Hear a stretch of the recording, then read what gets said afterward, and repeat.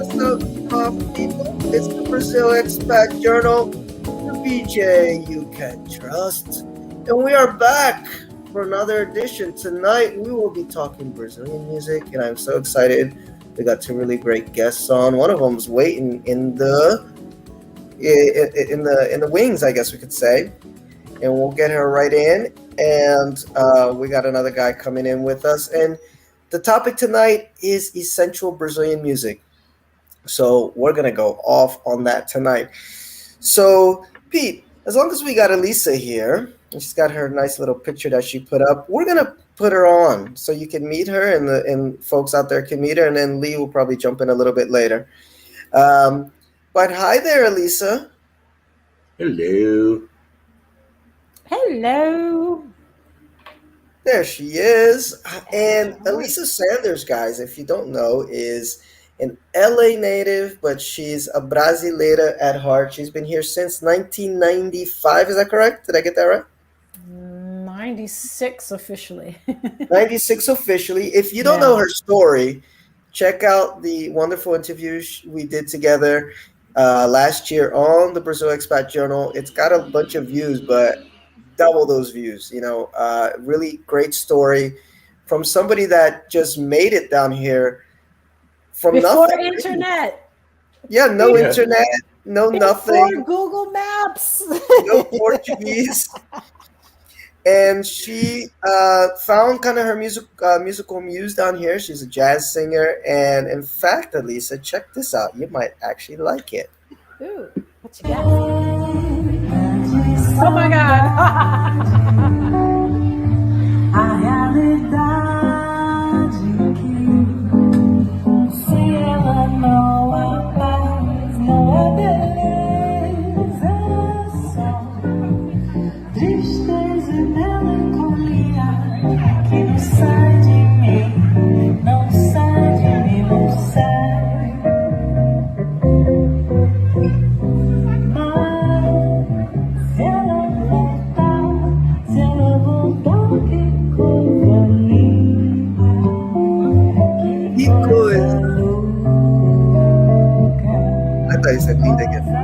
Now, this is Alissa performing where? Tell us where this is, Alissa. This is at Restaurante Amado, where we did a temporada. So I don't even know how you say that anymore in English, but we were there for the whole last month. It was an honor because things are just starting to open up again, as you know. So I think we were maybe the first group to be back there live. And this was an event, and then we did Wednesday nights for all of July and a month in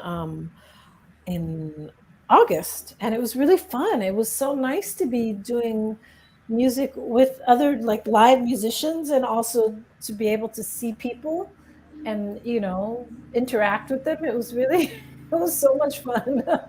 It was. We got our brother Lee in the studio. Lee, hey, I'm going to introduce you in a second, but you missed this. Listen to a little bit of this. It's so nice. Let's all chill again, just a little bit. Come on, it's so beautiful. This is Alissa.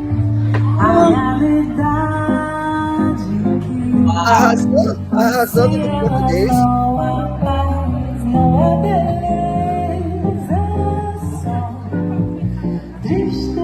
Yeah, so guys, tonight. Wow, man, this is so beautiful. Congratulations. Thank Yes, you. Very nice. Very nice. Very beautiful, very beautiful. Very And- tranquilizing. Yeah, I know. Oh. He is a tranquilizer. We'll get into that as you'll That's a good notice that thing as we get in the through. crazy But now we got world Lee. today. Lee is the opposite. Lee is not anything but a tranquilizer.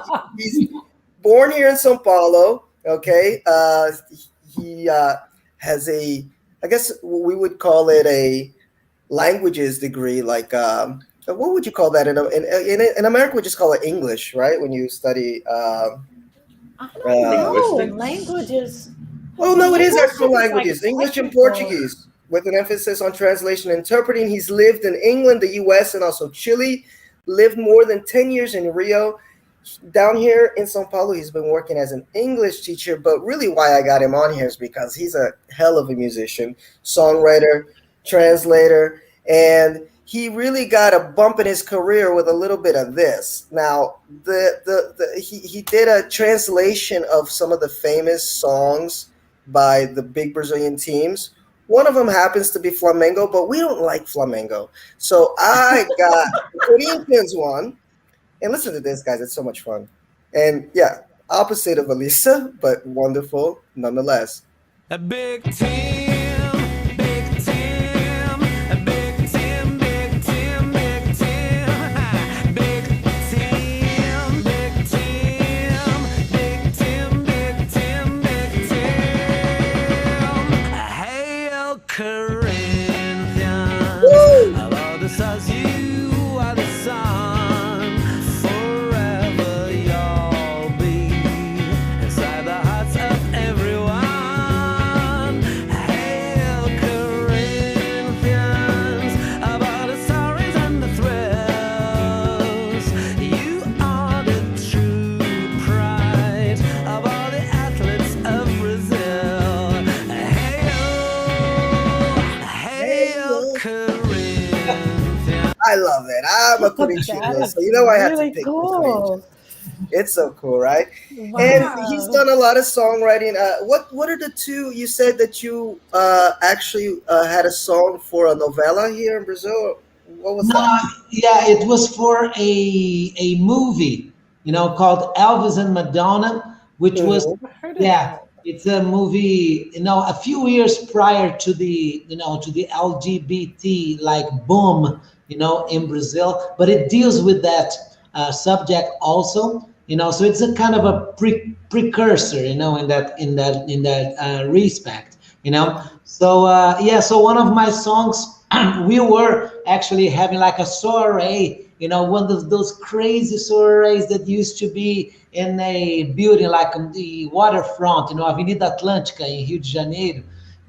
There's this most amazing parties there, and I was singing that song, and it's that kind of B-52 kind of format, like a guy and two girls singing and kind of call and response kind of Mhm. stuff, kind of little dialogue kind of song, And the director of the film was there, and he invited me to do he wanted the song to be the opening track, and I was like super happy Nice. because Gilberto Gil was in the soundtrack and Elsa Soares too, so it was a really special project to be involved. Lee, you know what I got confused is what it was the series, not a novella. Cidade Invisível, which was a really cool series here on Netflix that dealt with the folkloric uh, creatures, mythology of Brazil, but it made it almost like it made them as if they were real. It was kind of Oh, cool. Mhm. X File-ish. Pete and Mhm. I are doing our X Files podcast, kind of X File-ish, Mhm. but using the mythological folkloric entities of Brazil, which is really cool. So his song that he co-wrote with Darren Solomon appears on Mhm. Cidade Invisível. So check Mhm. that series out. We will Let's have a hear it. podcast coming soon. Can we We'll hear can we hear a little bit of it? Oh, Do you have there's the going to be cue a lot ready? of singing. There's going to be a lot of singing tonight, I think. Maybe Really? minus from Pete. Yeah, enough for me. No. Uh, so guys, this is what I want to do because we got four folks on here. We're going to be talking about the essential Brazilian albums, Uh-huh. and we don't want to be here until 3 o'clock in the morning. So we're going to try to run through them as quickly as possible, but giving each one their respect. Why you think that this is an essential, uh, album for people who aren't maybe, who haven't heard Brazilian music before or trying to dip their feet in, and we can even talk a little bit about the artists behind each of the albums. But I love that we have a real mixed crowd, guys. So those of you that are listening, I think you're in for a treat because Pete, he's into the hard rock. So we're gonna get some real hard rock stuff. Elisa's coming from more the jazz side. Uh, Lee's also into rock, but he's very eclectic, and I'm kind of eclectic and all over the place. So you're gonna get a nice mix of music. It's not going to be just your standard bossa nova and samba, although that's good too. I'm excited to get into it. Okay, I'm really excited, and of course we get perspective from two people here that are musicians. I'm a musician too. But then we got Pete, who's a music lover, man, and I love Pete because he really supports independent bands, especially. He just went to a great show, the Malvadas, right? Yeah, Mavada. Yeah. Here in Sao Paulo. He always comes out to watch our band. So he's a music lover and really loves music. So you're going to get four very musical people talking about Brazilian music. Before I go on, let me ask each one of you, what does Brazilian music represent to you? I'm going to start with Lee. What do you think Brazilian music represents? Well, I think like it's in a broad sense, it's like the best music in the world, along with American music and maybe Southern Spain music and Cuban music. I think like these are like Western music wise. I dare say, of course, like every country has like great stuff, but if you think like in terms of like global contribution and relevance, I guess like in the Western world is pretty much USA, Brazil, maybe Spain, and definitely Cuba. So I think now it's a very important country. Brazilian music is respected all over the world. Like I love Brazilian cinema, I love Brazilian visual arts, but everybody knows that the art form that is really respected all over the world is Brazilian music. I agree. Yeah, and I think it's very, the syncopation in Brazilian music is very different. And I've heard, I mean, I didn't really did any research on that, but about that. But I heard that in the U.S., people were forbidden, the African Americans who came from Africa, unfortunately, to be, to work, to be slaves. They weren't allowed to play, drums, for some reason, and apparently, they were allowed to play drums here in Brazil, and American music. And I mean, I have to confess, I love American music as much as I love Brazilian, but Brazilian music is definitely more percussive, and I love percussion. I am also a percussionist. I play some percussion. I love percussion so much that I decided to start doing tap dancing, All and right. yeah. Lee, I'm just going to cut you off a little bit so we don't take too long, okay? Okay. Uh, Lee is a very vibrant person. And Lee, let me tell you before I go to Alissa, you have a special prize today. You know why? Why?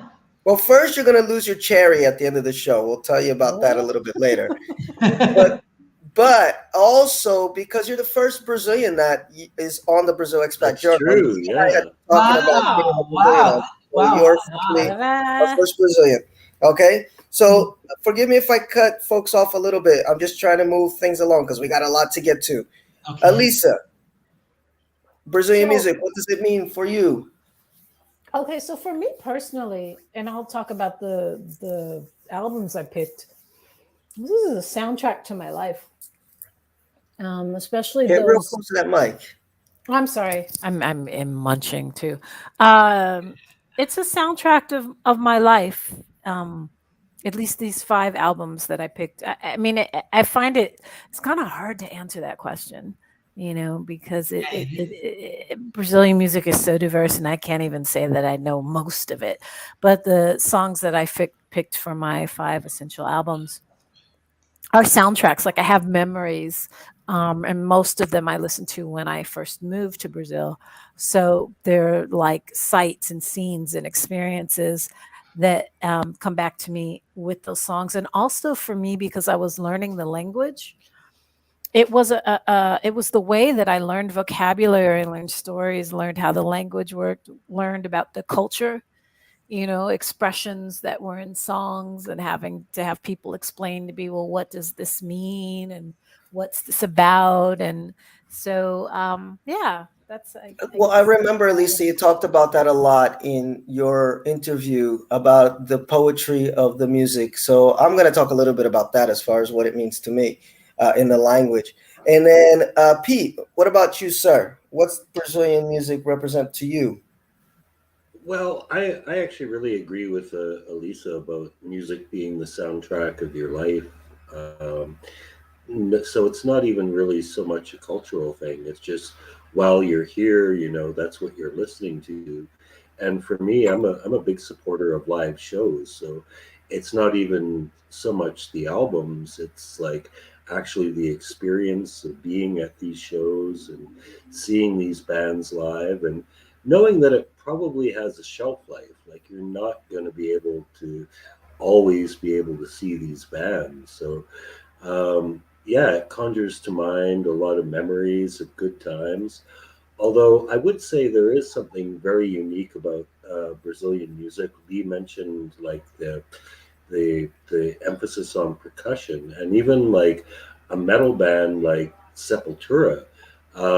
They did this album that's not on my list, so I'll just mention it now because it deserves honorable mention. Roots, where they incorporated Yeah. like a lot of traditional Brazilian Aboriginal music, specifically focused on the drumming. And Hmm. a lot of these traditional cultural influences come out in all aspects, whether it's funk, it's bossa nova, it's metal. Like there's like we have this genre called rock nacional, which is like the 80s rock that was really popular in Brazil, and it deserves that title because it was 80s rock, but it was very Brazilian 80s rock, not just the lyrical themes, but also a lot of the influences they drew on. So yeah, it's personal, but it is also very unique.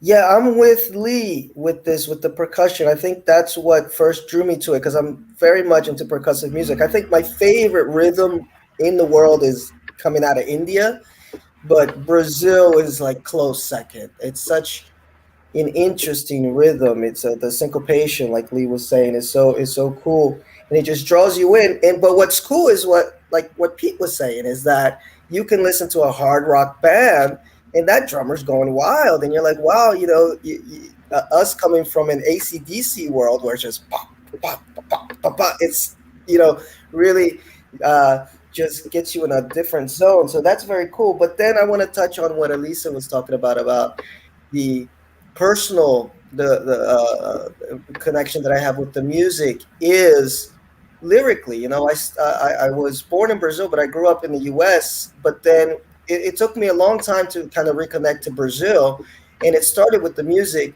And it started with me translating the Portuguese songs into English to put into little love notes Mm. for this girlfriend that I had. Oh. And I learned a lot of my Portuguese that way. So although, when I came to Brazil, maybe I couldn't speak all the slang and this and that, but all of a sudden, some very eloquent words would come out when I'm speaking Portuguese. But it's the words that I would learn from these songs, and they're so poetic and so beautiful. Yeah. And I, I mean, there are wonderful songwriters in the English language, but even someone like our Bob Dylan, the the bard of music. I don't think you can take a Bob Dylan song without the melody and just kind of read it and just Yeah. look at it as poetry. Like it's close. I think Mhm. that the closest person in the English language for me musically who does that is maybe Joni Mitchell, but Okay. you can take even like a pop Brazilian song and just read the lyrics and it's just a poem. So Yeah. it's so gorgeous. Can That I part of it is what can I say connects with me. something, Pete? Can I say something? Of course, yes. No, I mean, I'm so with you also, on that because, and I think like it's very brave.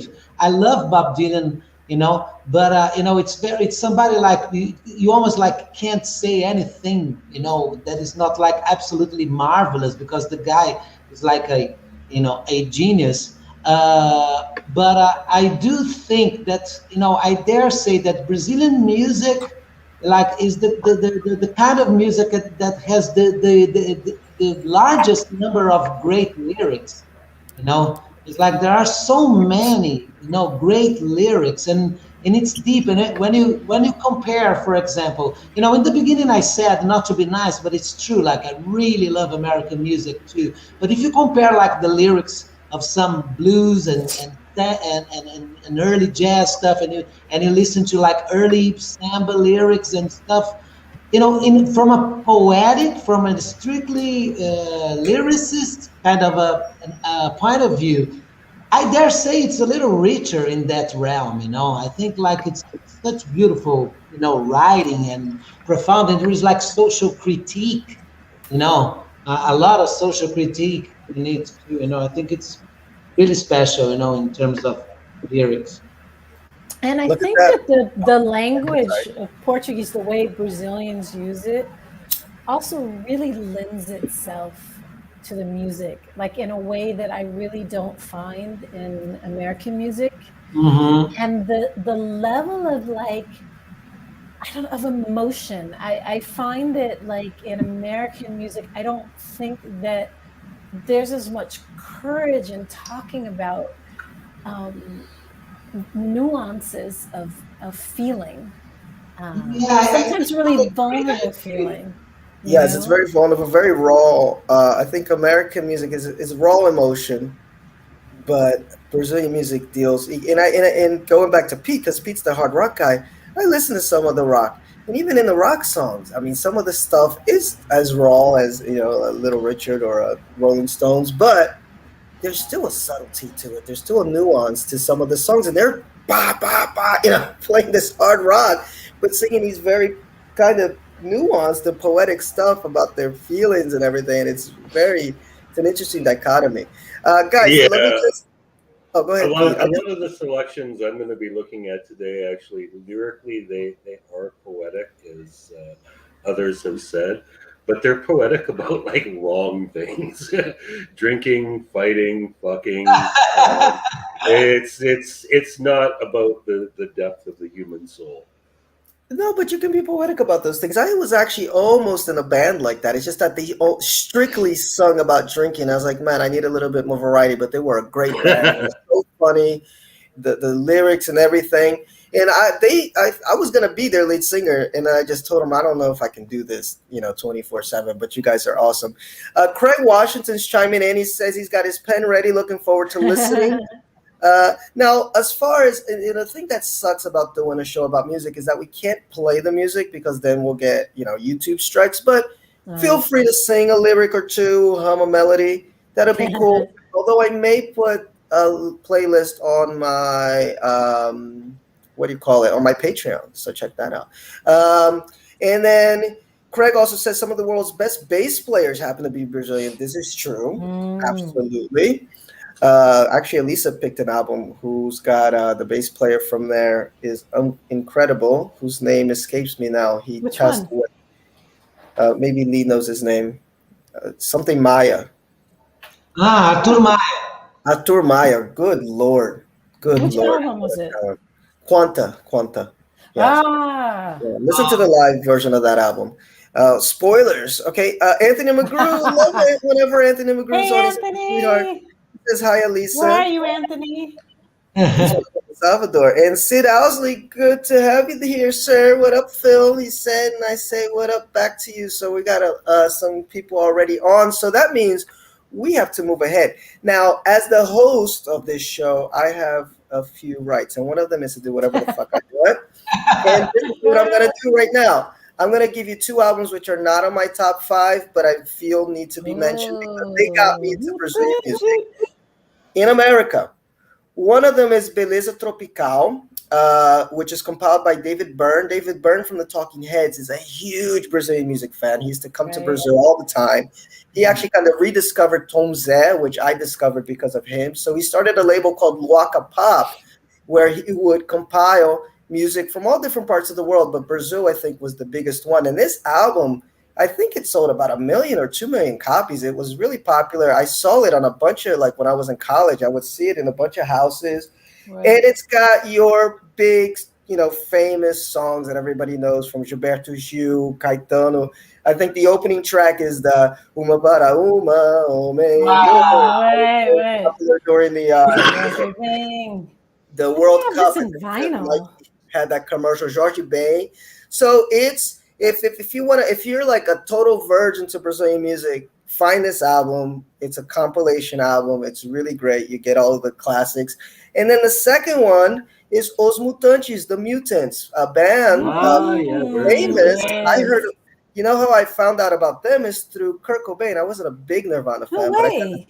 dug them because Kurt Cobain was in love with this band. He actually wrote a letter. If you Google it, you can see his letter that he wrote to, I think, either the guitarist or bass player of the band, asking them to reunite. He was willing to pay them $1 million to Really? reunite. Wow. A very influential band. They were part of a Brazilian movement called Tropicalia, which is very influential. If anybody's a fan of the Beastie Boys, Beck, and a bunch of other folks, thank Tropicalia, because those guys do.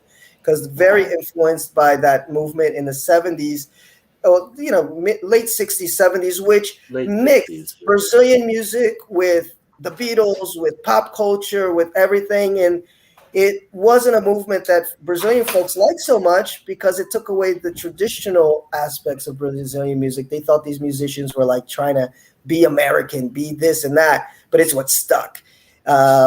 But Os Mutantes is probably my favorite of that Tropicalia movement, them and Tom Zé. So it's psychedelic music, it's whacked out music, but it's great music too. So check that out. Everything is Possible, or any of their greatest hits albums by Os Mutantes. I think you're going to have a lot of fun with that.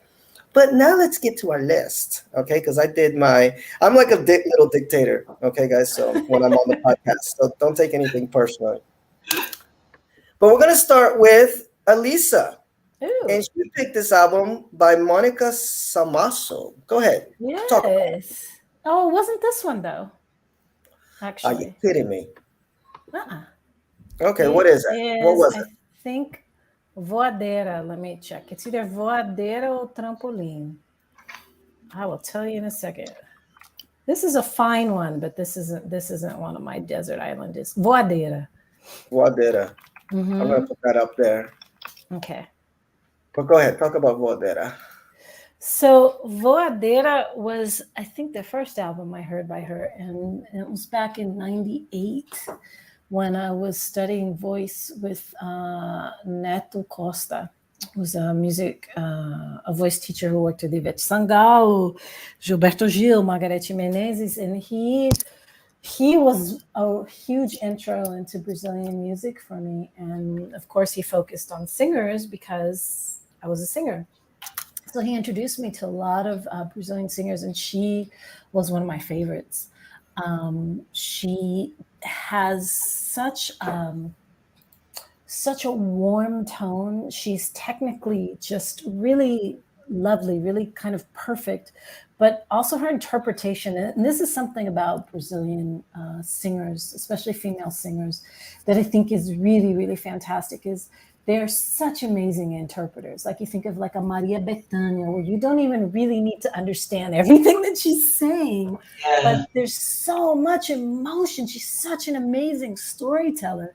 And so Monica takes these stories, and she's got, this perfect, mezzo soprano alto voice. And she just interprets these stories. And so I felt like I could live in her songs. And I was learning so much about the country because what she does, she's also kind of like a ethnomusicologist. And each album, she's focusing on different composers, sometimes different regions. She just did a show just before the pandemic that focused on música caipira, which would be like your like small town country music. So not like sertanejo, which is kind of, like your country western, but you're like, like down home folk. Almost like bluegrass. I think I saw this almost show. like a bluegrass. Yeah. And she would tell stories about like, this guy went to a bar one night and, had a fight, and this story came out of that. And so again, this cultural element that comes with the music when she sings, but she just has a lovely voice. And I used to just sing along with this. And so I learned vocabulary, I learned pronunciation. And it's a lovely, it's definitely for me, like one of the soundtracks of my life from that period of time. And something I go back and listen to and just I have enjoy. seen her perform. It's very gorgeous music. Go ahead, Pete. Is she a jazz singer, folk singer? Like, how would you describe her style? No, not jazz, not folk. She's a Brazilian music singer. She's got like, I don't know, I think crooner you would normally use for men. but she's an amazing interpreter. Right. And is she an She does. instrumentalist? Does she play piano, guitar? I just saw a live where she played guitar, but on stage she just sings. She works Okay. with a band. Her husband is one of the members of the band. She's worked with lots of different bands, but she's just an amazing, amazing, amazing singer. I think before we move on to Lee and Lee's pick, I think this is a good moment for us to talk about different, genres. And one genre here in Brazil is called MPB, which just translates to popular Brazilian music. Now, it doesn't mean that it's pop music like, Michael Right. Jackson, whatever.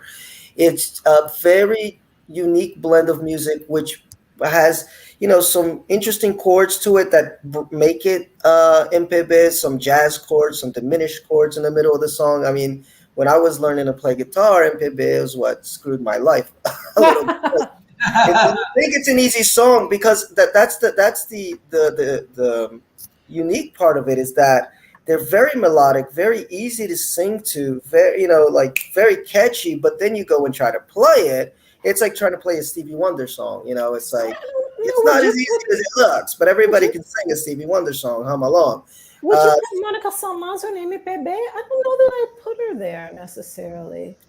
I heard you saying, but I'm not sure how to classify her. she's unclassifiable, yeah. But I think I mean what I've heard some of her stuff. She could get into the MPB, but she's her own unique entity, and we'll get into a few unique entities tonight. Trust me. But great pick. Oh no, we'll get into some unique folks. But now we're gonna move on to Lee.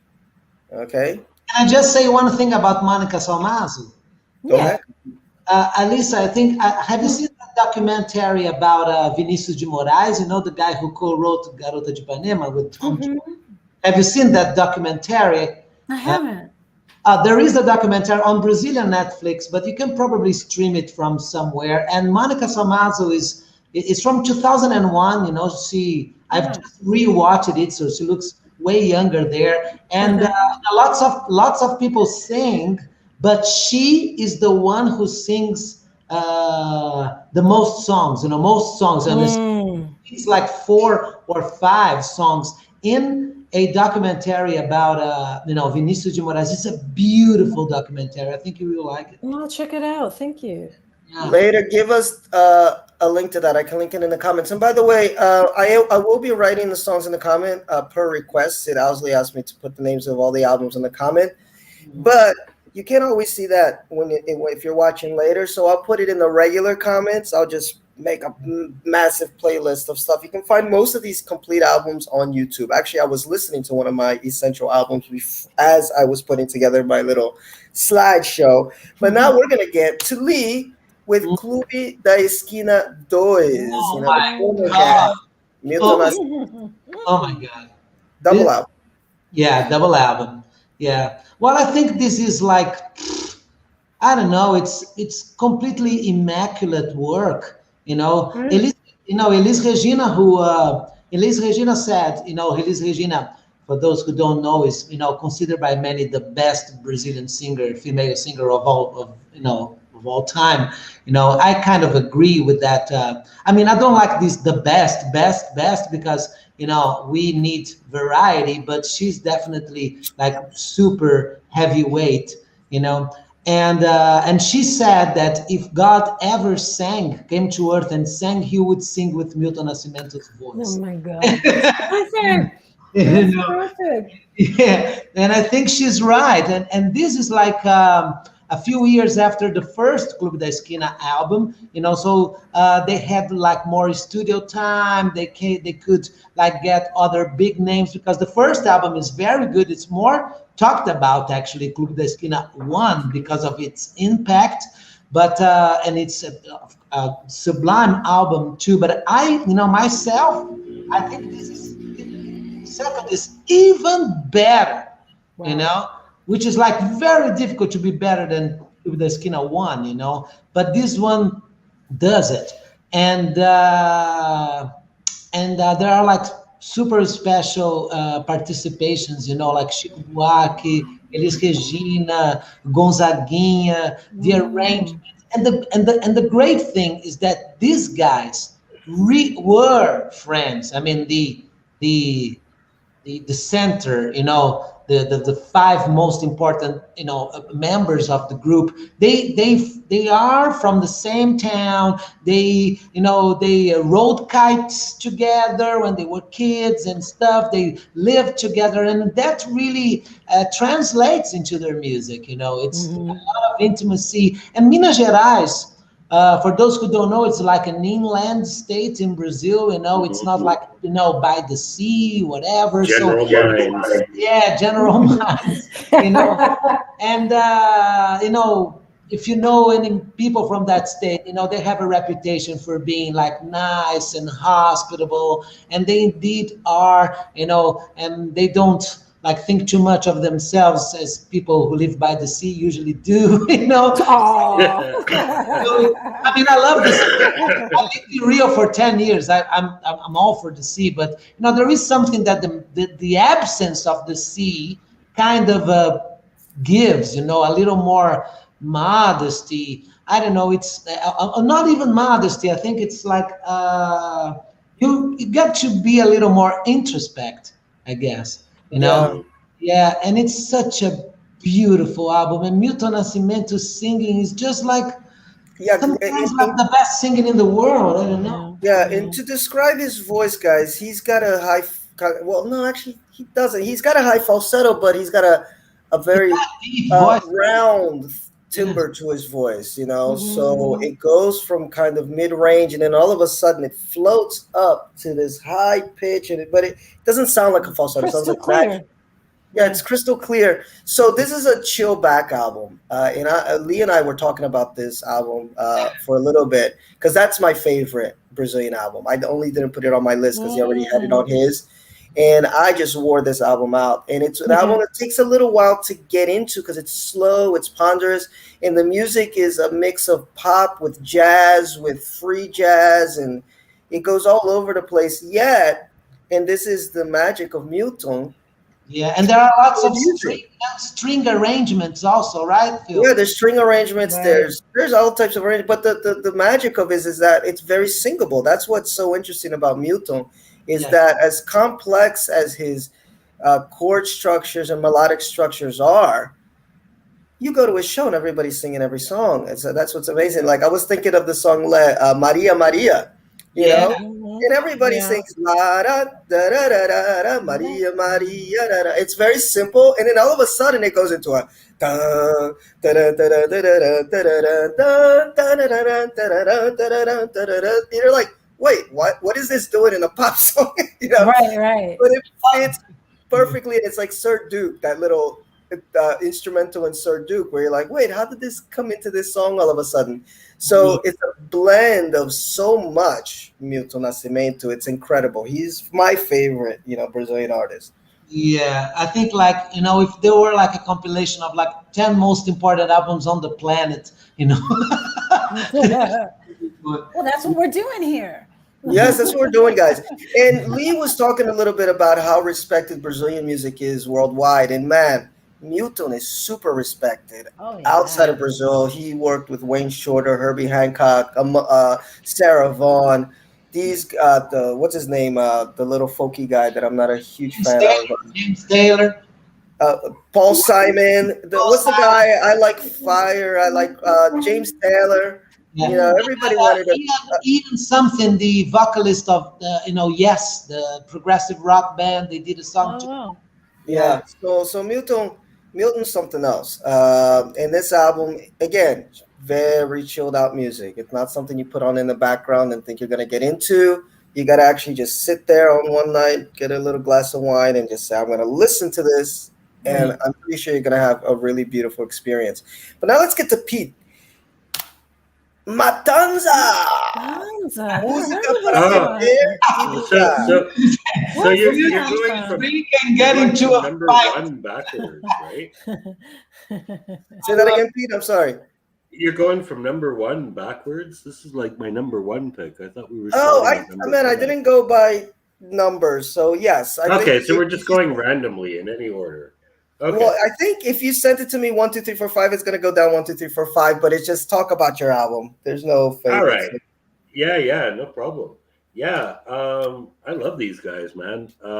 One of the most unique bands I've ever heard, and this is their masterwork. You can see that title there, Musica para beber e bragar, which means music for drinking and fighting, and that's really what it's all about. Um, Where's this band from?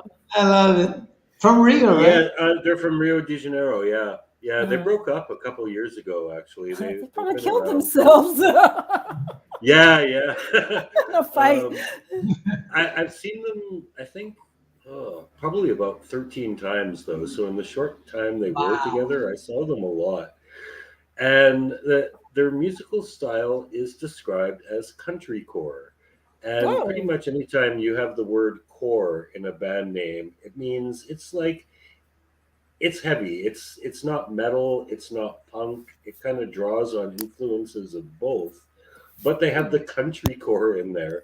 And I swear, despite all the metal and punk influence, their biggest influence is Johnny Cash. Their no third way. album, yeah, their third album is Oh, like an album of Johnny Cash covers. yes. Um, Hell yeah, yeah. yeah. Love So it. they have a really strong country influence, but lyrically speaking, they're pretty unapologetic about what their themes are. It's all about hedonism, getting drunk, having a good time, punching motherfuckers out. The song that they are the song that they are best known for is on this album, and that is a song called "Pay na porta, saca no cara," which translates to "foot to the door, fist to the face." And yeah, if I actually Looking up pulled the up the lyrics. lyrics.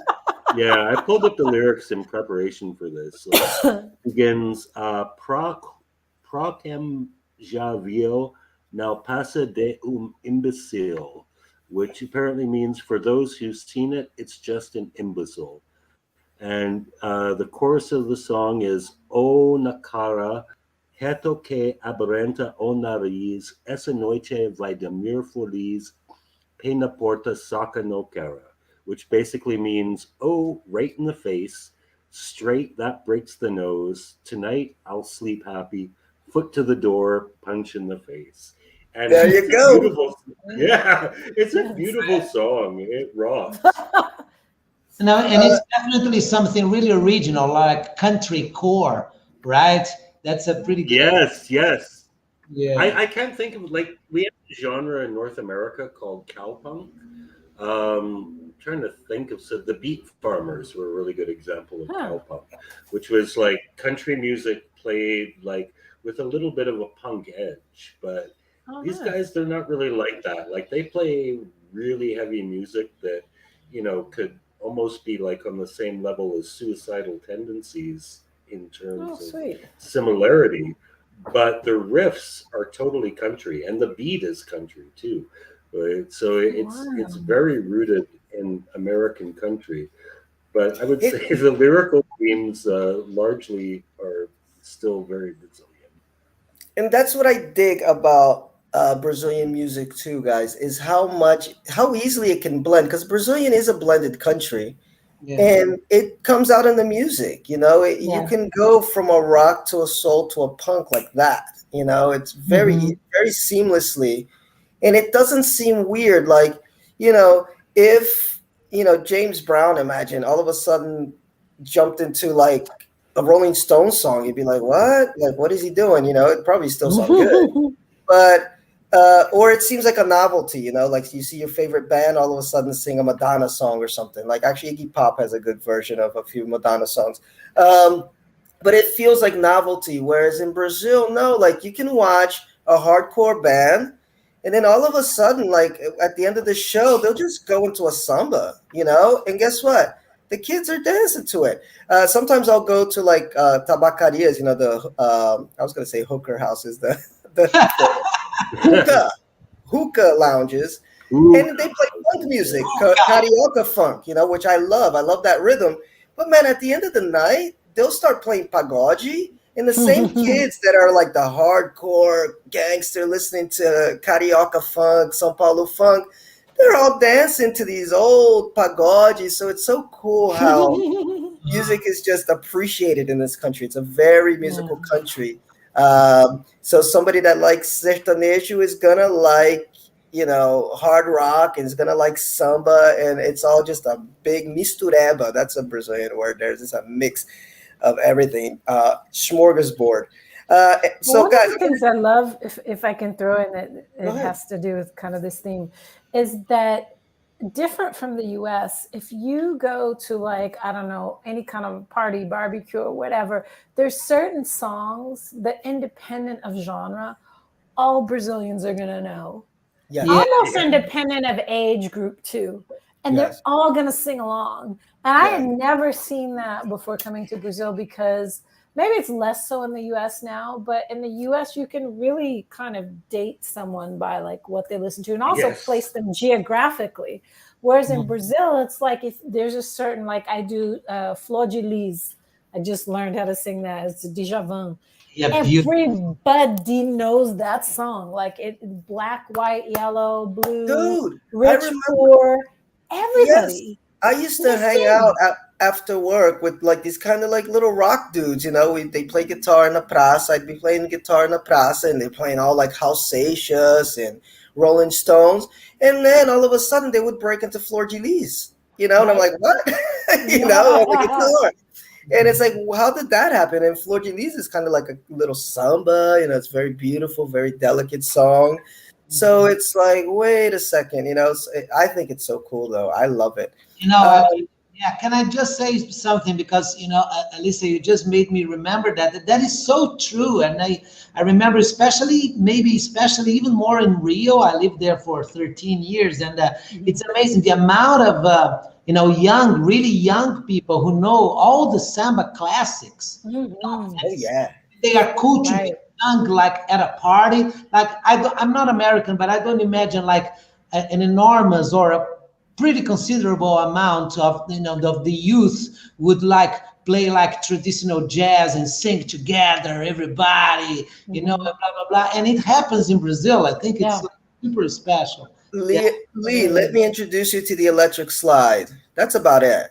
You know, electric slide will get everybody up. Uh, But like, I think so. Come on, Elise. I Everybody think knows that the I damn think that's electric slide. dated though. I think What that's do you mean by dated. electric slide? I mean, I don't think you could get teenagers. I don't think they know what the electric slide Oh, is. you'd force them into it. The When are electric you slide is. boys? I'll send it to Lee later. Yeah. please, please, because I love slide It's a guitar. line I dance. know, It's a yeah. line dance, famous line dance. It's similar to here in at the barbecues. They always play a dança do quadrado, Ah, dado, dado. Everybody knows it. You get the electric slide. By the way, speaking of samba, Anthony Maguru mentioned Alcione, the queen of Brazilian soul, but she does a lot of sambas. And now I'm gonna get into mine. This is my essential Brazilian album. Somebody's phone is ringing there. Oh yeah, I'm at my mom's house. It's her phone. Okay.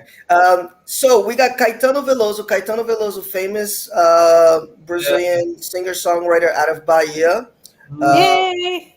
yeah, amazing guy. yes, and look, I'll tell you, I got Political like an off and exile on too, right? relationship with this guy because a lot of times, his music is very soft and mellow. He kind of reminds me of James Taylor sometimes. Like James Taylor, I can dig a few songs, but I get tired of listening. I can't listen to a whole album of James Taylor. So that's how I am with Caetano Veloso. Like beautiful music, but I can't listen to a whole album of it. But then I find this album Estrangeiro, where he mixes like electronic music, these crazy rhythms, crazy melodies.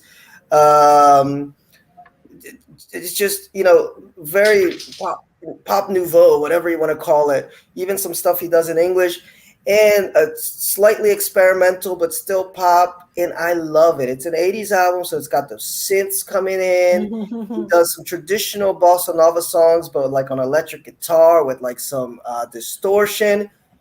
This album, I had this on cassette, guys. When I was in college, I would put it in, and I think I wore out that cassette from listening to this so much.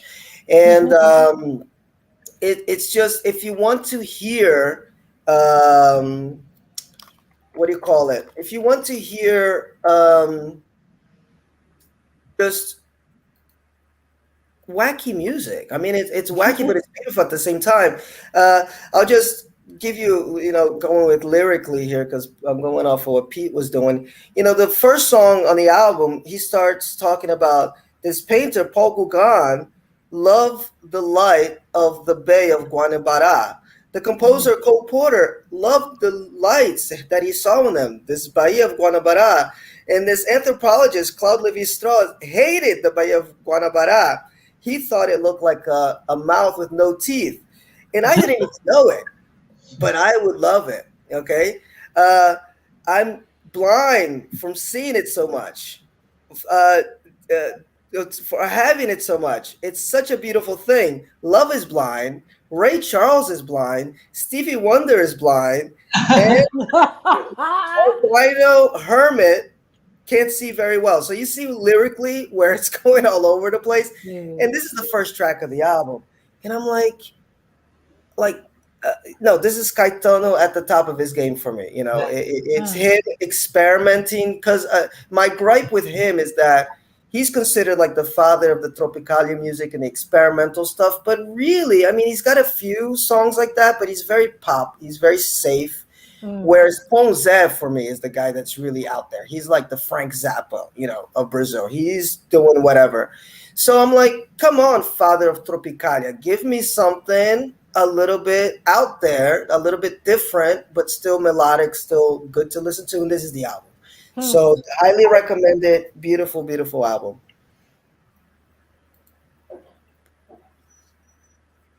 I have to check. He's a political That's exile. the one that Ray Charles is blind. Yes. Steve Wonder is blind. Yeah, I love it. Which song is that, Phil? I think it's called O Estrangeiro. The song that's most famous from this one is the because I think it was on a novella. Is the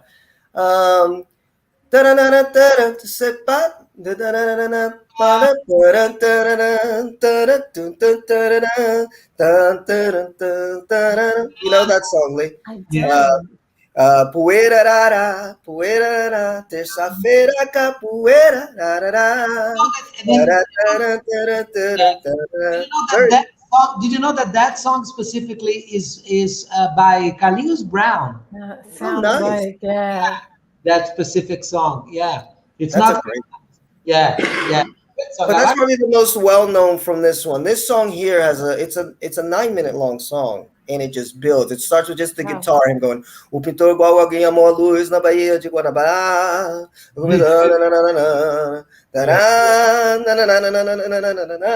It just keeps going, and then the beat comes in, and then it just keeps building and building and building. Very, very exciting song to listen to. So that's Caetano. Definitely get into that one. O Estrangeiro. So let's move on, guys. He was actually forced to live outside the country for like a decade. Yes, he was. He was exiled. Yeah. Yes, he was. Actually, Pete, A lot of really famous. my second favorite of his is actually an album called Transa, which he wrote while in England. It's got a lot of English stuff in it. Like half of it is in English. And that's probably my second favorite Caetano album. I used to listen to that one a lot.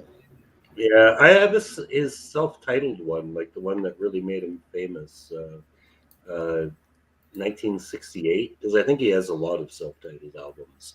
But the first one, the one that he put out in 1968, actually had the song Tropicalia on it. Yes. Really good song. Yeah, wacky music, but it's wonderful. Very Brazilian style. All right, guys, we're moving ahead. That's round one. Round two, fight. We're going to start with Lee this time. Jorge Benjor, Mestres da MP3. Oh my God. Among the five ones, the five ones I picked, I got to say that this is the one that I listen to the most. This is like 10 years before that album, that kind of a complete awe moment in music, when you listen to something that you say, oh, this, like, I wish so much I had done that, and this speaks so, profoundly, so deeply to me. It was like 10 years before that, it was, I gotta confess, it was the first time I listened to Black Sabbath, because it was the first time I was a kid, and it was the first time that I thought, wow, metal can be blues. And like metal being blues was like something I had never imagined before. And then when I listened to this album, I said, wow, Brazilian music can be blues. Not jazz, I mean blues. Hmm. That's like when I was, I think like maybe 20 when I listened to that album. And I listened to it so much and so much. And there is something really interesting about this album because it's from this collection called Mestres da MPB, the Masters of MPB, as you said, Brazilian popular music. But actually, many other artists, were covered, in this selection, in this project. There is the Caetano Veloso one, the Gilberto Gil one, and the many Tom Jobim one, but they are all compilations, of a studio track compilation, from different albums. George Benjor's is the only one that it's, taken from a live show. Nice. And many years later this album came out with another name called Live in Rio, but I recommend this one because when Live in Rio, which you can find on platforms and stuff, the repertoire is pretty much like 50% different. They chose other songs from the same show. It's funny. Hmm. And this one, and the Masters de MPB, actually, I think the selection of songs is much better. This is George Ben. If you don't know George Ben, I mean, everybody knows "Whoa, Ari-ayo," and many people think this is a Sergio Mendes song, but it's a George Benjor song. And but he's got many other famous songs. But this is with a very groovy band. I mean, this band, I think the right after this one, it was another band, so this is a pretty special moment because the bass player is amazing, the drummer is amazing, and that was actually during a time that his career wasn't going that well. And when the artist needs to prove himself again that he's good, and stuff, and that's that kind of moment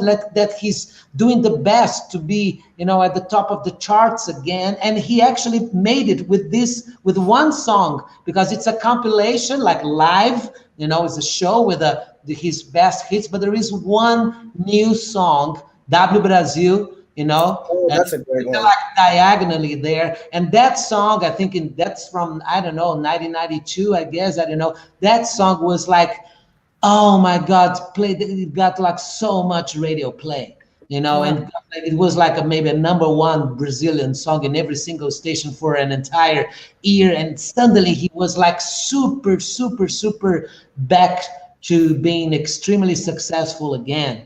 It's a very groovy album. And if you don't know George Benjor, I think it's good because since it's a live album, it's a compilation of his kind of let's not say best songs because he's got so many wonderful songs, but it's a very good selection of songs played with an extremely competent and very groovy band. Yes. Jorge Benjor, Lee, if I'm not mistaken, is that he's also famous for doing a lot of samba hawk, which is Yeah, he's another He style. invented it. considered the father of samba rock, right? Yeah. Yes. And Samba Hawk, for you guys that don't know, it's actually kind of like when I play with the guitar, a lot of people say I have a Samba Hawk style because I don't really play bossa and I don't really play samba, but it kind of comes out a little bit like Samba Hawk because I'm mixing the rock with the samba flavor. And that's what it is. It's basically, you get that very syncopatic rhythm, but it's got it's percussive on the guitar too, and it's got a kind of a rock feel, so it kind of flits between MPB, samba, a little bit of rock. It's wonderful. Little tidbits about Jorge Benjor, which I think would be interesting for the audience. His name, Jorge Ben, was his original name. He added the Jor because he didn't want to get confused with George Benson, and also he won a case against our man Alissa's favorite singer. What's the My favorite singer. Rod Stewart. Oh, dude, that's Yes. not even funny. Because Rod Stewart had that song. If you think I'm sexy, come on, gonna tell me, come on, baby, let me know. And that's a Georgia Bain song, Taj Mahal. Yeah. You know, so Georgia Ben sued Rod Stewart and won. So he's got his international repercussion. And one last tidbit, which I thought was interesting because I just found this out because his birthday, I think, was recently. And Gilberto Gil made an Instagram post, and he said when he saw Jorge Ben, you know, and Gilberto Gil is like, you know, foundation of modern Brazilian music, one of the greats. He saw Jorge Ben, he turned to Caetano Veloso and said, "I quit. Like, Yeah. not like I'm not gonna make music Yeah. anymore because look at this guy." And Yeah. Caetano looked at him and said, "Are you fucking stupid?" But But the funny thing is that I think Caetano, when he first saw Gilberto Gil, almost felt the same. And Maria Bethânia, his sister, is what told him, "No, you got to keep making music," because Caetano was also kind of flabbergasted by Gilberto Gil's talent. Definitely, you know, when people think of Brazilian music in the MPB, usually the four names that come up are the four baianos, you know, Gilberto Gil, Caetano, Bethânia, and Gal Costa. And people forget Jorge Ben, And you he's, know, you know, but for me, he's better than all four of them, you know, I mean, a lot of times. I mean, I need just to talk a little bit more about about the guy too. Okay, Go can I? ahead, do it. Because like you know, I lived in Rio, and there was this poetry event, you know, the soiree that used to happen, you know, from midnight to 5 o'clock a.m. on Tuesdays. On Tuesdays, Oh from midnight. shit, man. Yeah, from midnight to 5 o'clock, and then I bumped into this friend, and oh, hi, Romulo, that was his name, you know, Romulo. Hi, Romulo, how you doing? Blah blah blah. And then he said, "Well, I'm going to this soiree, you know, and George Benjor appears there sometimes." And then when I heard that, I said, "You kidding me? No, he sometimes goes there. He loves poetry." And then I got the info that it was like every Tuesday from midnight to 5 a.m. And then I just came to the simplest conclusion. If I go to every single one of them, I'm gonna meet him. You know. Then I went there every single Tuesday from midnight to 5 a.m. for 3 months in a row until he came. He came. I told him everything that he meant to me musically. We played together. I ended up dedicating the flamenco anthem in English to him, and we have like one video together in on the internet because I also translated some of his songs, you know, to English. And I even like traveled with him a couple of times, and you know, it was like amazing. And he was always like super nice to me. And he seems like a very humble dude. I got Vladimir online here who just got his Brazilian visa, so he'll be down here soon. He says George Benjor is dope. And he says, I was blasting Chica da Silva. Oh my God. And my brother Charlie this morning in my car. So he's ready for Brazil. He got his visa. He's coming down. He's ready. So this is primer material for him.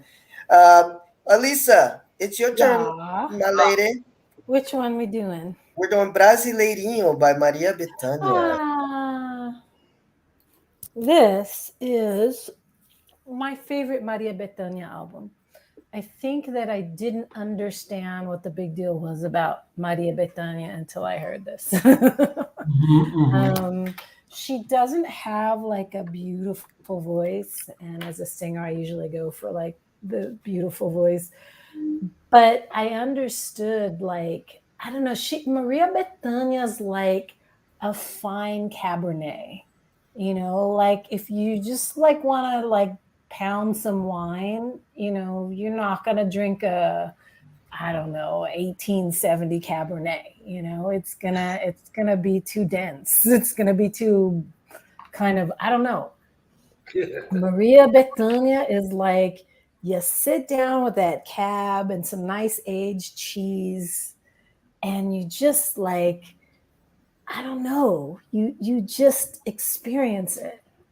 She's not a quick drink of wine. She's an experience. And this album is, to me, it's kind of like a landscape of Brazil because she has things that talk. There's a big indigenous theme to this album, but it's almost like a homage to Brazil, to the land, to me, and to the people that were originally of this land and their stories. She's got songs that tell like myths and tales of indigenous Brazilian people. And musically, it's just gorgeous. She works with, it's really interesting. I met one of the guys that she works with. I think he was her artistic or musical director. And her process is like, she'll take things from, some songwriters, composers, but also like, she'll just go through like, hundreds and hundreds of albums to find like that one song that she needs. It's almost like this album is a painting, and each song was like specially curated for this particular color, this particular nuance, this particular feeling, this particular piece of the puzzle of what is this land of Brazil and what does it represent. That's what this album felt like to me, feels like. Wow.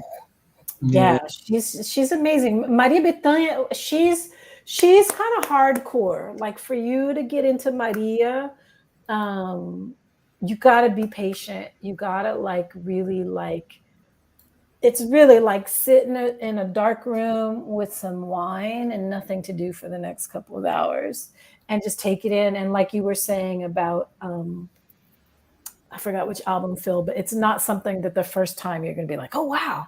It's Yes. like on that 10th listen where you're like, oh my God, listen to what her voice is doing here. Listen to what the guitar is doing here. Listen to what it's like it starts to reveal itself. And the fucking delivery is doing.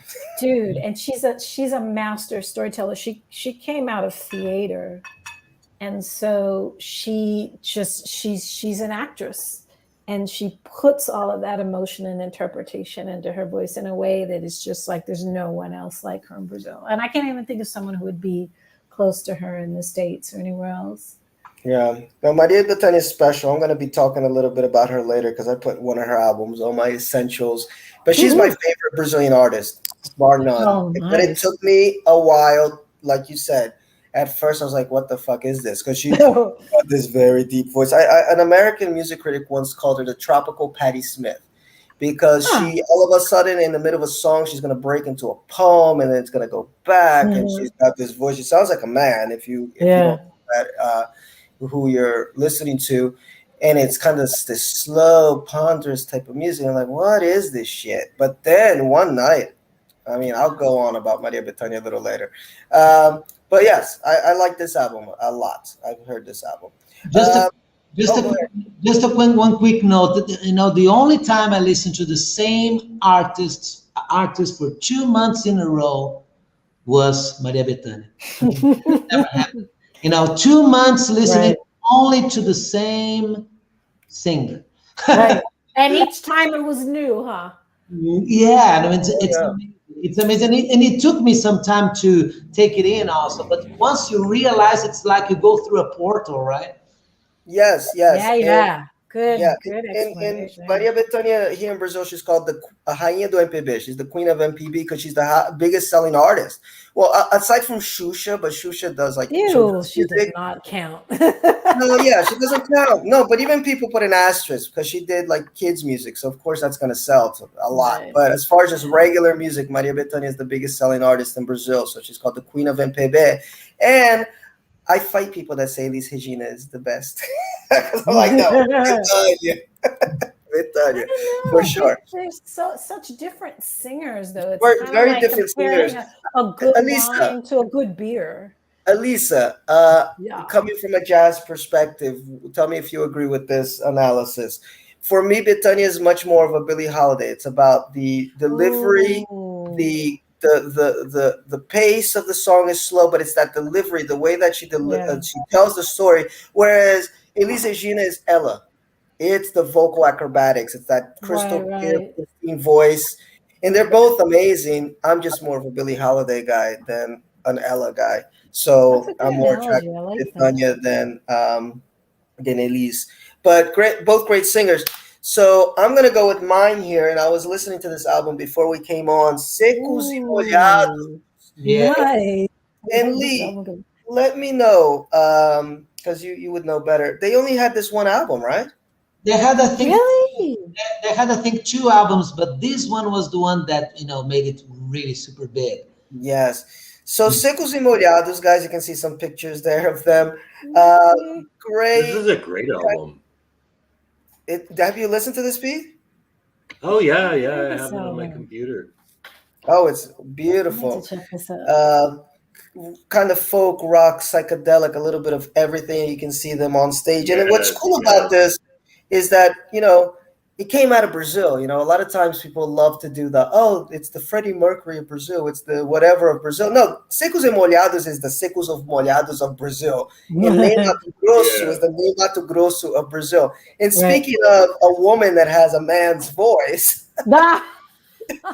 Yeah. Nate Mato Not Grosso a has man the with a most woman's voice. gorgeous fucking voice, but you He swear it's a woman does. singing. Reminds me of Little Jimmy Scott, a famous American jazz singer who sounds like a woman. Actually, Pete just finished watching Twin Peaks, and his song is played at the end of the series. Gorgeous, gorgeous voice. Um, so, what is it about this album, guys? You're gonna get luscious melodies, luscious arrangements. Just a three-piece band, so it's minimalist, It's but really laid back too. yeah, it's laid back. Like the bass is up front, and the acoustic guitar, and then you get this gorgeous man just like singing. Like, where does his voice come from? I mean, it's just from Right. another planet. And he, after the band broke up, Ney Mato Grosso continued his career. In fact, he just had a birthday, right? I think he's 80 now, and he still Woohoo! looks good, still singing, still gorgeous voice. Um, and important, of course, for Brazilian history as far as like being openly gay, with the makeup, doing stuff that prog rock would do a little bit later in the US. So they were really ahead of their time. Um, Yeah. so it's on YouTube. I was listening to it. I was putting this slideshow together because I was like, I haven't listened to this album in such a long time. And there's it's just a perfect little 30 minutes of your life that you're going to spend listening to Ney Mato Grosso singing with Secos e Molhados. And just a little tidbit about Ney Mato Grosso is when I first came to Brazil, I'm kind of cheating here, Lee and Alyssa, but I can do that because I'm the host. But when I first got to Brazil, one of his albums was kind of hot. It was like 2009, and it was an album that he did of Cartola songs. And Cartola is a famous Brazilian blues. It's kind of like the blues. Sambista, okay? Uh, and Ney Mato Grosso did this album of just his songs. And oh my God, that was the very first album that I listened to down here. It was that one. And then after I got Cell's album, and Cell Jorge's album was popular at the time with, Burguesinha and all that stuff that was on there. And the Ney Mato Grosso was the one that was on my CD player. Oh, CD players, what are those? That was on my CD player over and over and over again. Just, you get Cartola, who's a poet and a half, with these gorgeous sambas, and then you get Ney Mato Grosso's voice singing these with this gorgeous, again, delivery, interpretation, knowing how to tell a song, and it's perfection. So I recommend that album too. Ney Mato Grosso singing Cartola. But Secos e Molhados, guys, it's online. Check it out. I'll write it in the comments. Yeah, And then, that's a terrific band and a terrific album. And also Bahia, I believe, as well. So Bahia oh people are yeah, scoring big points tonight. Bahia, guys. Bahia is like the Delta, for American music, like that New Orleans, the Louisiana. Everything's Yeah, coming out of there. All the good stuff's coming out of there. So Bahia is like the breadbasket is musically here in Brazil. So now we're back to Peter. all right. And what are we looking at? We are looking at, Bella's Virgins. All right. Well, once again, the album cover pretty much tells you everything you need to know about the intellectual content.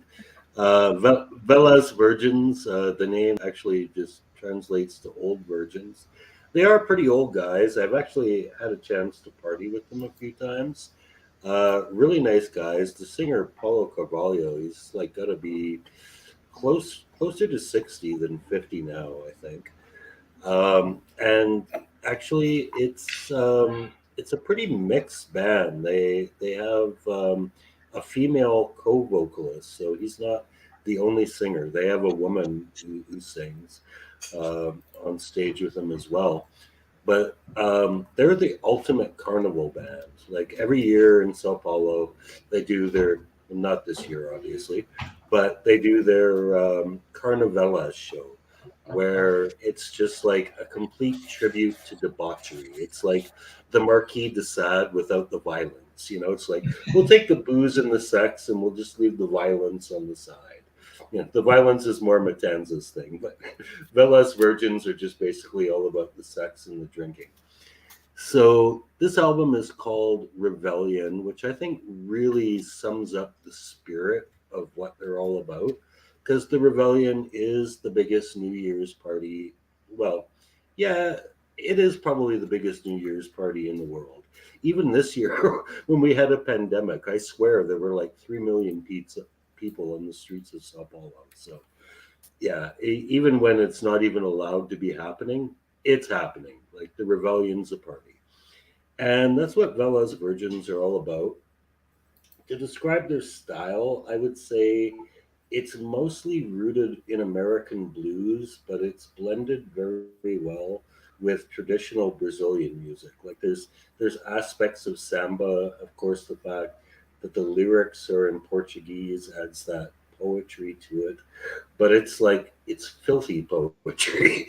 They're really really sex obsessed, and I pulled up the track list for this album and did a translation of it. So I'm just going to try and find it. Right. So the opening track is Samba da Natasha Kinski, which is Samba by Natasha Kinski, and I grew up in the early 80s, and Natasha Kinski's hot. So Paulo and I are about the same age. Well, yeah, Paulo and I are about the same age, so he probably grew up having the same dirty thoughts about Natasha Kinski that I did. Um, then we have Oke e bom ta guarando, which means what is good is saved. And then we have this wonderful title, Marcha do Tira da Roupa, which means undressing march. And then we have actually my favorite song because it's really serious. It is Apositento Dodoria de Malandro, which means bastard's retirement. And it's really sad. The lyrics are like all this, like this old guy lamenting on the fact that he's just been like a drunken alcoholic prick his whole life. And now he's like going to church and he's not having any fun, but he kind of realizes it's for the best. Then we have this wonderful song title, "Ok e que você tem na boca, Maria," which means "What's in your mouth, Maria?" I'm not even going to get into that one. What else? Hino dos Solitarios, So Pra Sacaneer. That's actually one of the best songs on the album. That's a full blown rock song, which basically means just to fuck. No reason, just do it. No, no, Pete, And Pete. yeah, I'm going to cut you off a little bit. Let me ask you. They're still active, right? Because I'm pretty sure I saw a video of theirs that you posted a little bit ago. yeah, they put a new album out last year, actually. Yeah, I dug it, man. And Pete's right. They got this just bluesy rock sound. I dug the band a lot, Vedis versions, and they're really itching to play live. I hear. They did just do a show in Santos, actually. Or Oh, no, not cool. Santos. Um, I was in one of the ABC cities. Oh, Santo I André, can't maybe, remember. or San Yeah, Bernardo. yeah, it was Santo Andre. Yeah, Santo Yeah, I André. really wanted to go. yeah. Yeah. Do you know this band, Lee? Do you know these guys? I know this band, and it's funny because once I went to a music fair and they were like on a panel, like to talk about music merchandise, you know. Really? And yeah, it was very interesting. They were all very nice, and it's like that, typical band that has like not like the largest following, but a very faithful following, and they got their own Very brand of. faithful following. Yeah, and they have like their own brand of beer and they sell a lot of merch. And you know what? The They guys are really do. lovely. I really like them. I felt like, wow, I want to hang out with these guys. I should listen to their music more. They're very genuine, very authentic. and they know how to run their business really well. It's very, Yeah. Yeah, I think actually the drummer has a bar yeah, here in Small and they Ballroom. have their own brand of beer, right? They do, yeah, yeah. They actually have a craft beer festival every year as well. Yeah. Ooh, I want to And, drink and that. and they also play blocos during Carnival, which is Uh-huh. amazing. A Velas version, like you're just following them around on this big truck. It's great. There is an And element of humor, right? There is an element of humor. I mean, it's Yeah. debauchery, but it's like with it's like it's not to be taken that seriously, right? no, no, no, no. Yeah. I mean, I think that's one of the things like where it really works, where they have what's her name, Juliana in the band, Mm. because like it's like okay, we're singing like a lot of like sexually explicit songs here and stuff, but like we got a girl and she's in on it with us. Like we're just celebrating the human condition, and they play Guys, off of each other a lot.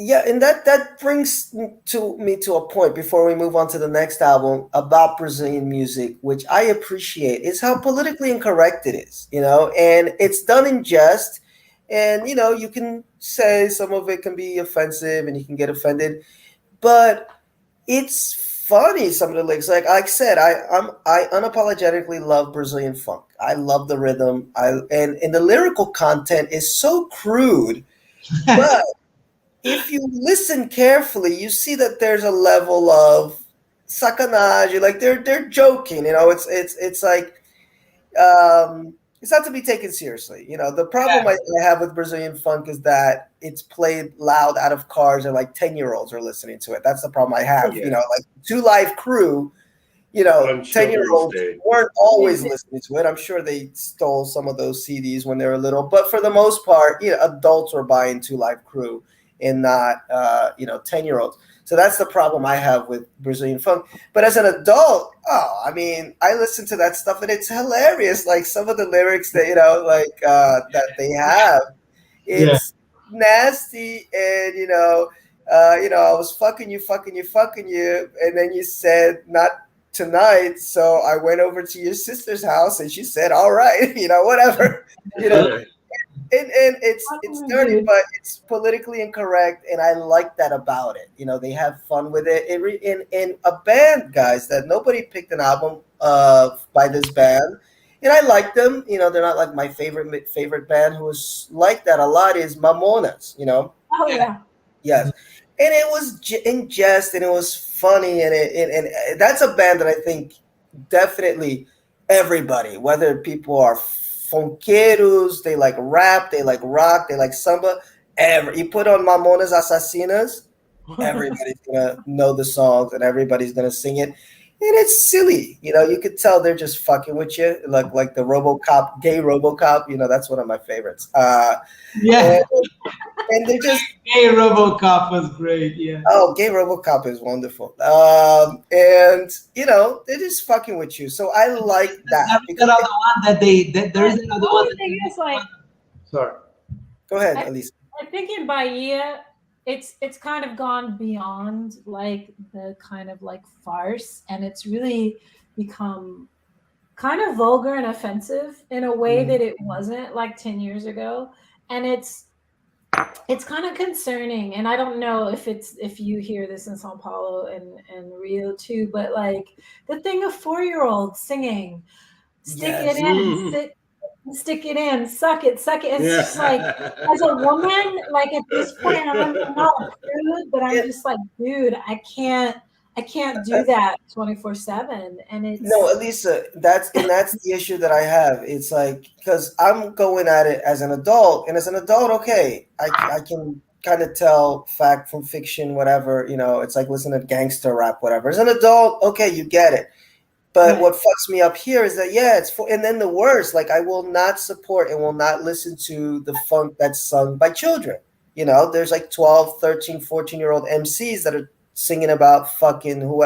I'm like, no, that's off my playlist. If it's an Yeah. adult, whatever, It's consenting like party. watching a porn movie with a child. Yeah, Yeah, no, it starts to feel so a little pornographic, and it's like, yeah, and it really kind of like, I mean, people have always talked about sex and drinking and debauchery in Brazilian music and African music, but I think there was a and even in jazz and blues, but I think there it was like codified, the Yes, double entendre, which to me is even more interesting. I It's agree. more Hmm. fun. Like, I'm saying this, but I really mean this. But it's kind of like at this point, it's like Although, sexual instructions, and it's like, dude, that's not although even. Elisa, I'll send you a song later from 1930 that is gonna make you go like, "What the fuck is she Oh, singing?" that's Actually, no. I Yes. know exactly the song Phil is talking about. Oh, I'm Hey, serious send now. it to me. Send it to me Yeah. also, please. I'll send it to you. I'll send you. Yeah. But anyway, guys, let's move on. Oh no, that's the Venice Virgins right there. Sorry, that's a picture of the band right there. Cool guys, Yeah, cool that's guys. Juliana. She's a sweetheart. And now we're moving back to Alisa, and she's gonna hit us with some more Milton Nascimento, Oh my Can Clube you de come back to me? Esquina, I'm just Part warming up dinner. One. Can you come back to me? What happened? Can you come? Oh no, She's you eating her can't. dinner. It's a slideshow. I'm warming up dinner for me and my mom. I was wondering if you could come back. We can go back to. We'll go back. Okay.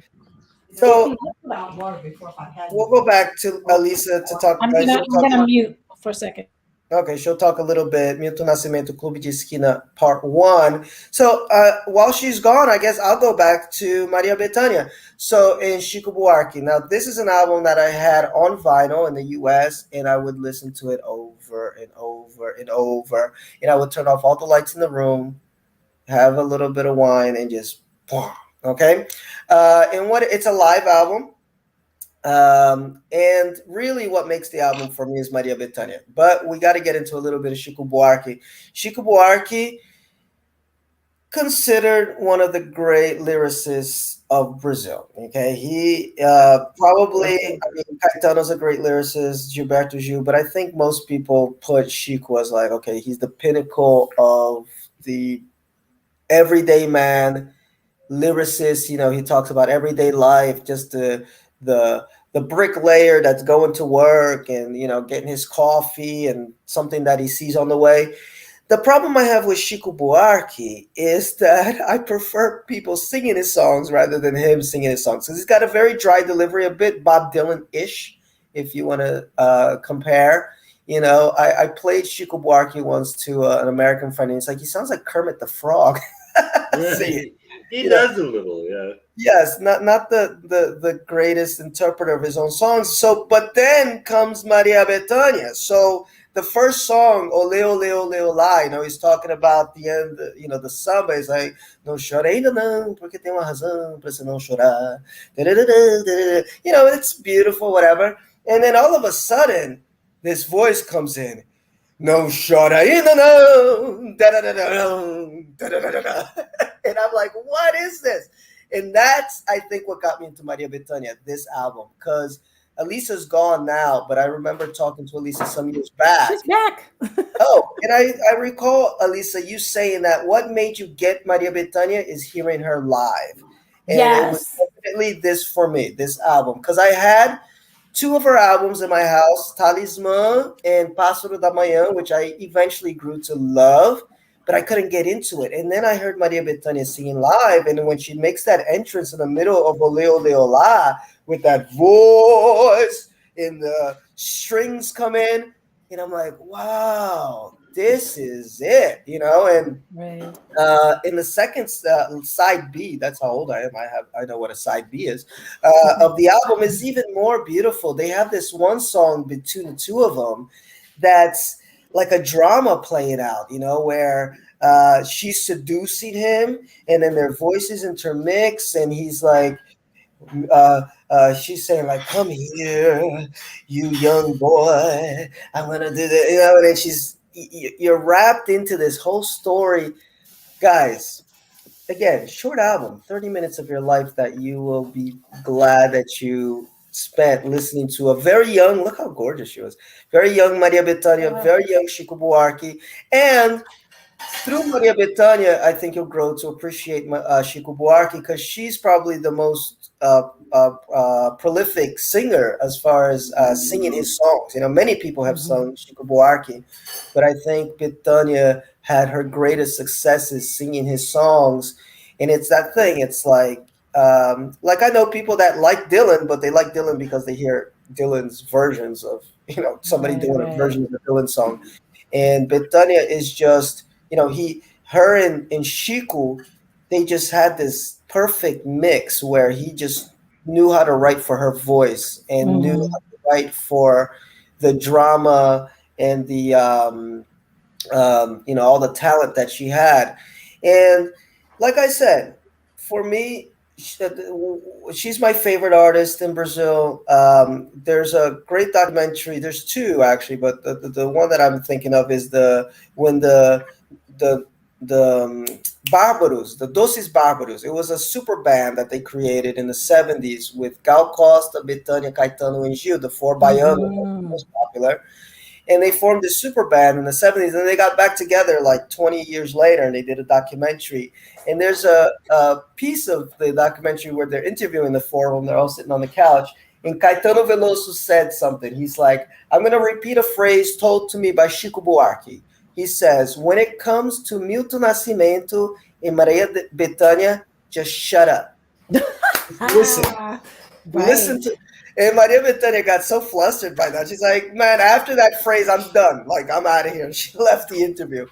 But it's yeah, it's just for me pinnacle of Brazilian music because it goes beyond what you think Brazilian music is with the bossa nova and the Right. samba and the MPB. Because it mixes, like Alissa said, a little bit of drama. So you get a little bit of Liza Minnelli, with Nina Simone, with Billie Holiday, all together, and then and without mentioning that just Maria Bethânia is what Maria Bethânia is, and it's just I don't have the right words to describe how wonderful of an artist she is and how special she is to Brazilian music and how many people she has influenced. Right. Down the line. So definitely my favorite. Well, not an essential album. Not my favorite Maria Bethânia album, but I think it's an essential one if you want to know why she is what she is and what she means to Brazilian music. So that's my Bethânia rant. Very well said. And But we're gonna it's go. Oh, go ahead. no, interesting and important point you made as well, because I think that people outside of Brazil tend to kind of classify everything. Oh, is it samba or bossa nova? And it's like neither. There's so many genres. I tend to think that Brazilian music is more diverse than American music, or maybe the most diverse type of music on earth. From You know, because there are just so many different genres that Uh there's huh. no way you can put either of them into. I mean, Chico he does samba, he does bossa, he does a little bit of everything as Maria Hmm. Bethânia, but there's so much more than that in Brazilian music. So for you listening out there, I would encourage people to really like explore different genres, see what you like, and then dive into it.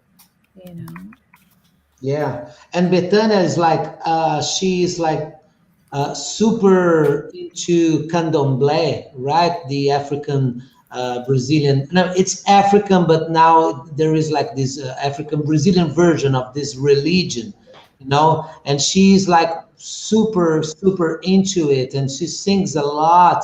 Many of this essence. I don't know so much about that album. I love that Brasileirinho album too, and and she sings a lot about these deities, and Yeah.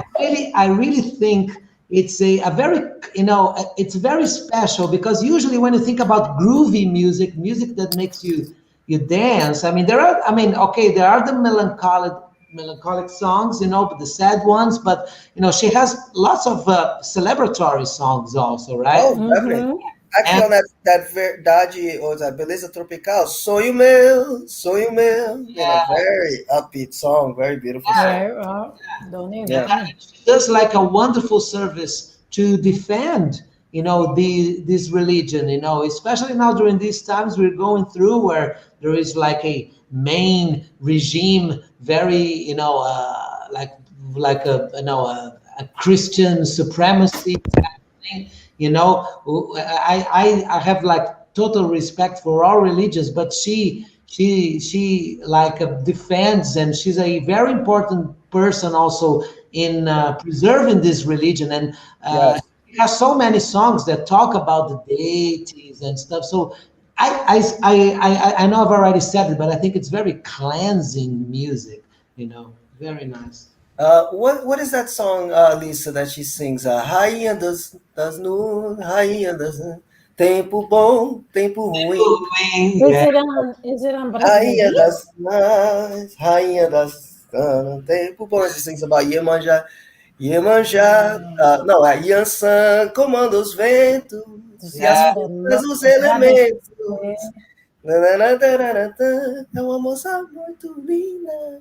Beautiful. By the way, guys, my sister's online. Elida, what's up, Elida? She loves Britannia. Oh, So nice. I think I Cheers. stole Hi, her Phil vinyl record. sister. Hi, I Elida. I feel safe. Yes, so Elida, I think I stole your albums because my Ah, parents they transferred a lot of their vinyl records to the U.S. So there's a whole bunch of them, and I started stealing them one by one. And I know my sister Elida's a big fan of Britannia too, and she would tell me stories about in the late '70s they ran away to Rio de Janeiro, and they would go to see Britannia, and it would be not Britannia, sorry, the drag shows. Britannia is very dramatic, so you know the gay community loves Britannia and how she would because she when she sings, almost like Dusty Springfield and Liza Minnelli with a lot of hand motions and all of this. mm-hmm. So Yeah, very definitely emotive. the gay crowd that was their icon of the day and still is. And actually, when I was in high school and we had to bring in a music, like we had a music appreciation day for the chorus class I was in, I uh, came in dressed, put on a wig, but I had a suit on, and then I ripped off the suit. I had the dress, and I did a Betania interpretation for my high school class. I did Oh, Uma sweet. Tigresa, Julias Negras, Iris, Gorgimel, and I still have a picture of that. So that those are good memories of me taking off the Cool. dress shirt and I have this long dress. And so yes, Bitanya is special, very special singer. But we're gonna go backwards a little bit. Speaking of special singers, that's the other, we said Milton and Bitanya, shut up. Right. So there it is. Let's We got Milton speak. Nascimento, Clube da Esquina 1. Yes. Oh my God. So this is an album that you can't just listen to a piece of it. I don't know about you. I cannot sit down and just, oh, I'm just going to listen to this one song. No. You have to sit and you got to listen to the whole thing again in a dark room with some wine, preferably, but not necessarily. It's just exquisite. It's exquisite. And it's funny because I kind of don't know the songs individually. Like if I think of them in my head, they're kind of all running into each other because it's like a story he's telling through the songs. Um, it's just perfect. His voice is perfect. The lyrics are perfect. The instrumentation, the production, it's just a perfect album. I don't even know what to say about it. It's something, it's essential. Like if you want to know about Brazilian music, you gotta listen to this. You just have to, because I think so much that is popular, that became popular after, was born of, like, I don't know, to me this album was just revolutionary. I didn't listen to it at the time when it came out, but to me it's kind of a divider, divisor das águas. Hmm. And um Alisa, I think it's important, and Lee, I'm sure will agree with me, that we mention Low Barges, who oh worked yes, with Yeah, Leslie yeah, before. totally, Good yes, totally. yes, yes, Lord, yes. what a Yeah, fucking yeah, talent! Yeah. right, Uh, right. he co-wrote a lot of stuff and sang a lot of stuff with Milton, and I had the pleasure of seeing Milton 3 times. I think I saw him 3 times live, Mhm. and Low Borges was there, and oh, so wonderful! I'm getting goosebumps just thinking about it. Oh, gorgeous music, gorgeous music. Yeah. So yes, I What a agree. team. Yes, what a I think team. I think Lo Borges was 17, when they did that album. Yeah.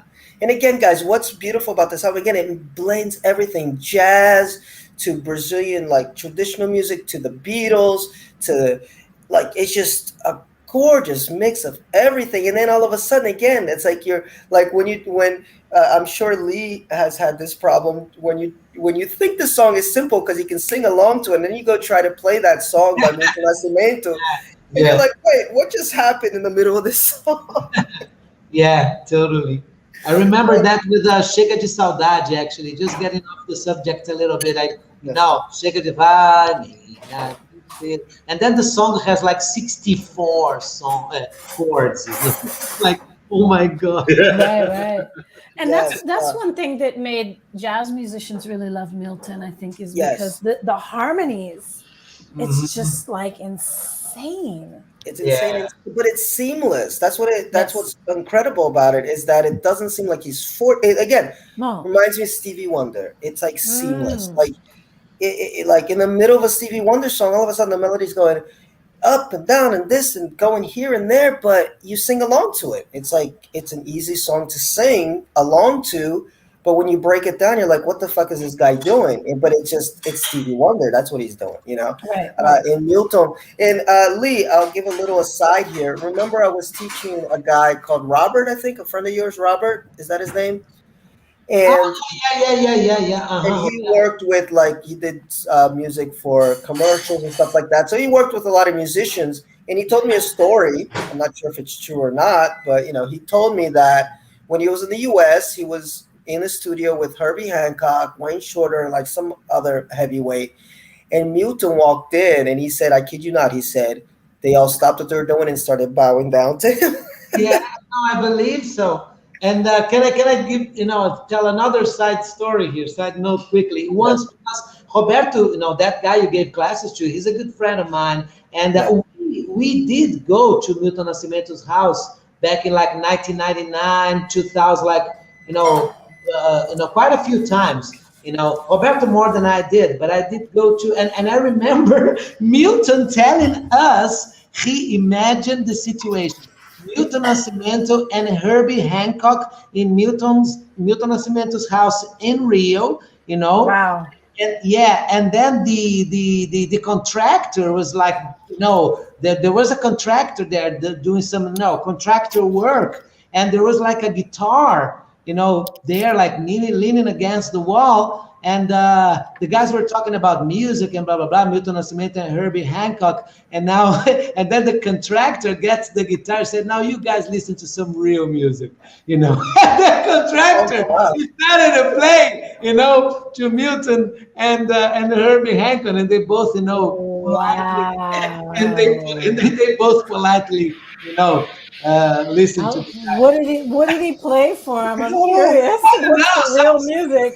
some two-chord song, I don't know, Oh, that's funny. Listen to But some yes, Sambian Jr. That's hilarious. That's but hilarious. guys, powerhouses. These are powerhouses of Brazilian music, recognized internationally.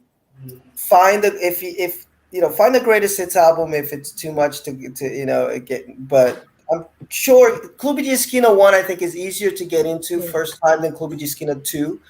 Um, but if not, get a Milton greatest hits and just No, sit dude. back. Clube da Esquina.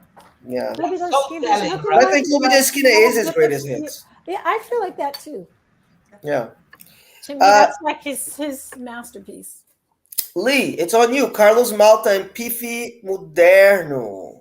Yeah, I chose that one. It's very personal choice. But it's because it's a very different. If you're into listen to like completely different sort of Brazilian music, and it's like different sort of lineup. It's like two flutes and four percussionists. So it's only flute, so percussionist. Yeah, Pifi is this small flute, from the northeast. So it's very northeast. Like for those who are more familiar with music theory, this is more like modal music, not so much as tonal music, which is like more like it's very groovy, but there isn't like so much like variation in terms of rest and tension. I mean, it sounds like the way I'm saying it sounds like, well, this is a little more boring, but it's not. It's very, very interesting because this guy, Carlos Malta, he knows everything about jazz, about free jazz, about a very complicated music. So this is an album, played done by musicians who can play the most complicated kind of music you can ever imagine. Like these guys, some of them play with Hermeto Pascoal. It's like, I don't know, like a Woo, love him. yeah, Brazilian Sun Ha kind of guy. I don't know, Mhm. and but they all committed to playing something groovy and simpler. But of course, like it sounds different than the people who play like groovy and simpler stuff, but they don't know all the tricks. But they kind of, no, they were humble enough, and they were humble enough to think about like the grooves and the music. They don't want to make any sort of a super clever musical statement, but they are like super accomplished musicians playing like folkish stuff, but very groovy, very Pernambuco. For those who don't know, Pernambuco is like a state in northern Brazil, and it's a Woo, woo, where I was born. yeah, it's a different kind of Brazilian music. It's not the Brazilian music that is kind Oh, of yeah. well known abroad. And I chose that one on purpose because I think not many people will know this sort of Brazilian music, but played by the masters. But the masters like holding their horses a little bit, and not trying to be too clever all the time. So it's very dear to me, and it's a different combination, like two flutes and four percussionists, man. It's like, when do you get that kind of lineup? I like that album a lot, and it's a good introduction to northeast Brazilian music. Oh, And it's instrumental, by the way. It's instrumental. Yeah. yeah. Love Northeastern music. I just want to give a little shout out to Northeastern music. The Baião, Mhm. Luis Gonzaga, Yeah. the Maracatu for me to Maracatu. That's what I was. Yeah, stay. there's a lot of maracatus in this album. Oof, Maracatu, guys. It's like a samba but better. Wow. I love Maracatu. Yeah. And a shout out to another band which actually was on my playlist all the time when I came to Brazil. Cordel de Fogo Encantado. What Yeah, a beautiful yeah, band! yeah, What? great. Yes, they're brilliant. Oh, brilliant! They broke up unfortunately. So his Sifi, and what's it? The guy that unfortunately died real young, Chico Science, Yeah. That sounds so good. Maracatu Atômico. Hmm. So much cool stuff coming out of the Northeast and from the indigenous side of Brazil too. So much cool music because they go deep into like the traditional music, but all of a sudden they'll put in some rap or hip hop or funk influence. Oh God! So northeastern, music from the Bahia technically is the northeast too, but I always imagine like the northeast really like above Yeah. Bahia, Yeah, Recife, it's so different. The Pará. musical traditions from Bahia than Yes, the Northeast. It yeah, really is kind of its own thing. yes. Just guys, before we get to Pete, I don't want to ignore our listeners and thank you guys for always listening in, sharing. This is a labor of love that we do here, and we have so much fun with you. So Sid Owsley, I guess this was back when we were talking about Clube de Esquina Dois. He, when we said he's kind of, first time listen, you don't really get it. And he said, that sounds like what happened to me with Miles Davis' Sketches of Spain. It took me a while to grasp it when I was in my 30s. And yes, there are some albums that are like that. It's like you don't get it the first time. And then after a few listens, you're like, oh, now I see what it is. And guys, I've been putting the names in the comments. Sorry if I missed a few, but we got Maria Bethânia Brasileirinha. We got more Maria Bethânia, Chico e Bethânia Live. We got Milton Nascimento, Clube de Esquina 1, and Carlos Malta and Pife Moderno. But there was one more comment here that I wanted to see. Well, one, I wanted to say hi to our Carol, who always chimes in from Mexico. So thank you for listening. You are wonderful. And I think that was it. So, hi, Vladimir, and everybody that's listening in. And of course, check out the whole podcast on the replay because I know we go long, guys. It's long form radio, but that's the way I like it. And I think this might end up like one of Lee's soirees. We will try not to be here till 5 in the morning, but I'm having fun. No. When it gets to Yeah, yeah.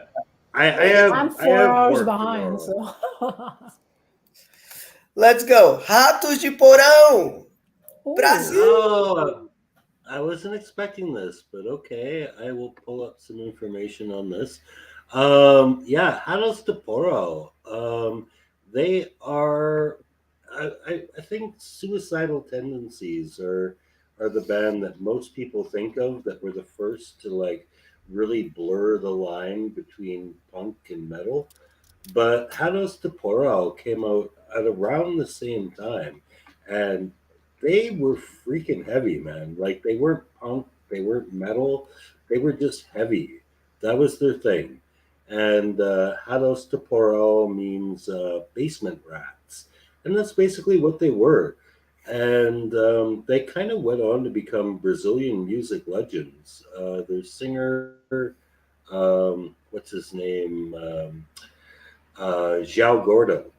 He actually owns a bar in Pinheiros now, and they're still going. They're still playing shows. But what made this album really important was they actually recorded a Portuguese version and an English version.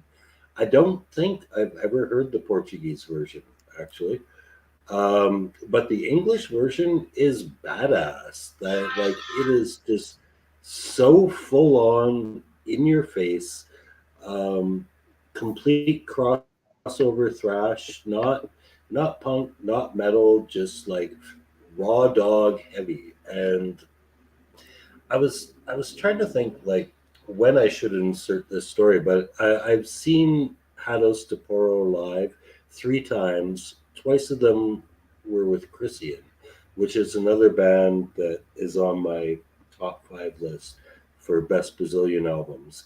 And Christian are a death metal band.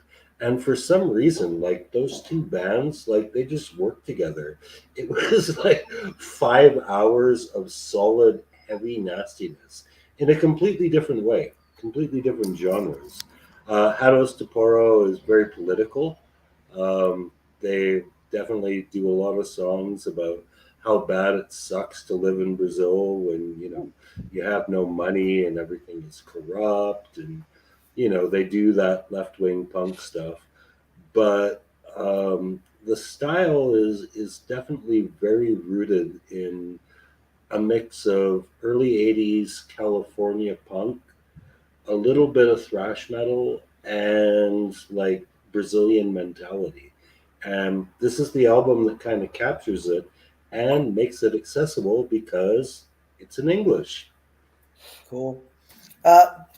Politics in Brazilian music, very important topic. Brazilian music is very political, although I don't know about these days. Um, but some of the greatest singers, artists, bands, they brought the politics heavy. Mhm. We didn't mention. I don't think anybody picked any albums by Cazuza. You know, Mm. No, no.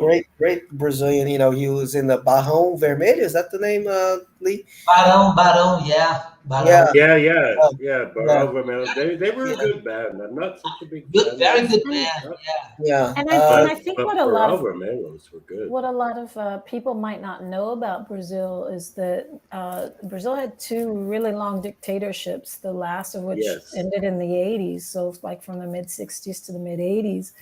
And music was just so important. That's why Caetano was exiled, Gil was exiled.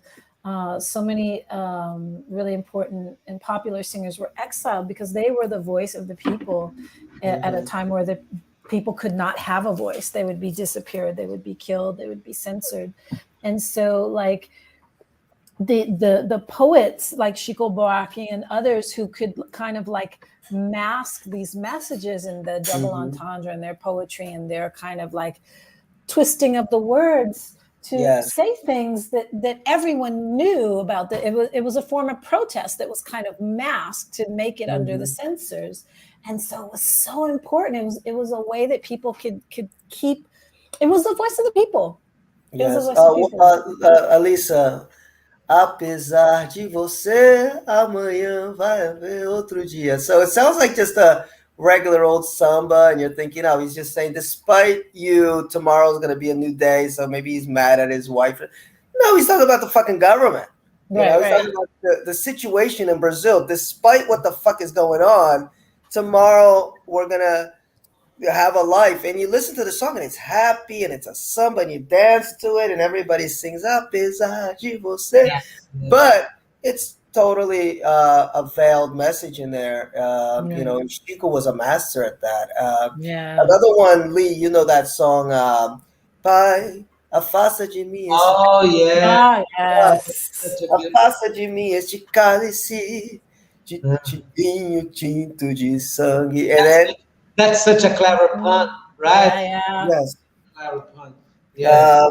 So it was veiled, but then what's so cool is that when we get out of the dictatorship and censorship kind of drops, then people are just, the title of this album is Brazil. So I was thinking of Cazuza, because Cazuza has a famous song called Brasil. Mhm. Brasil.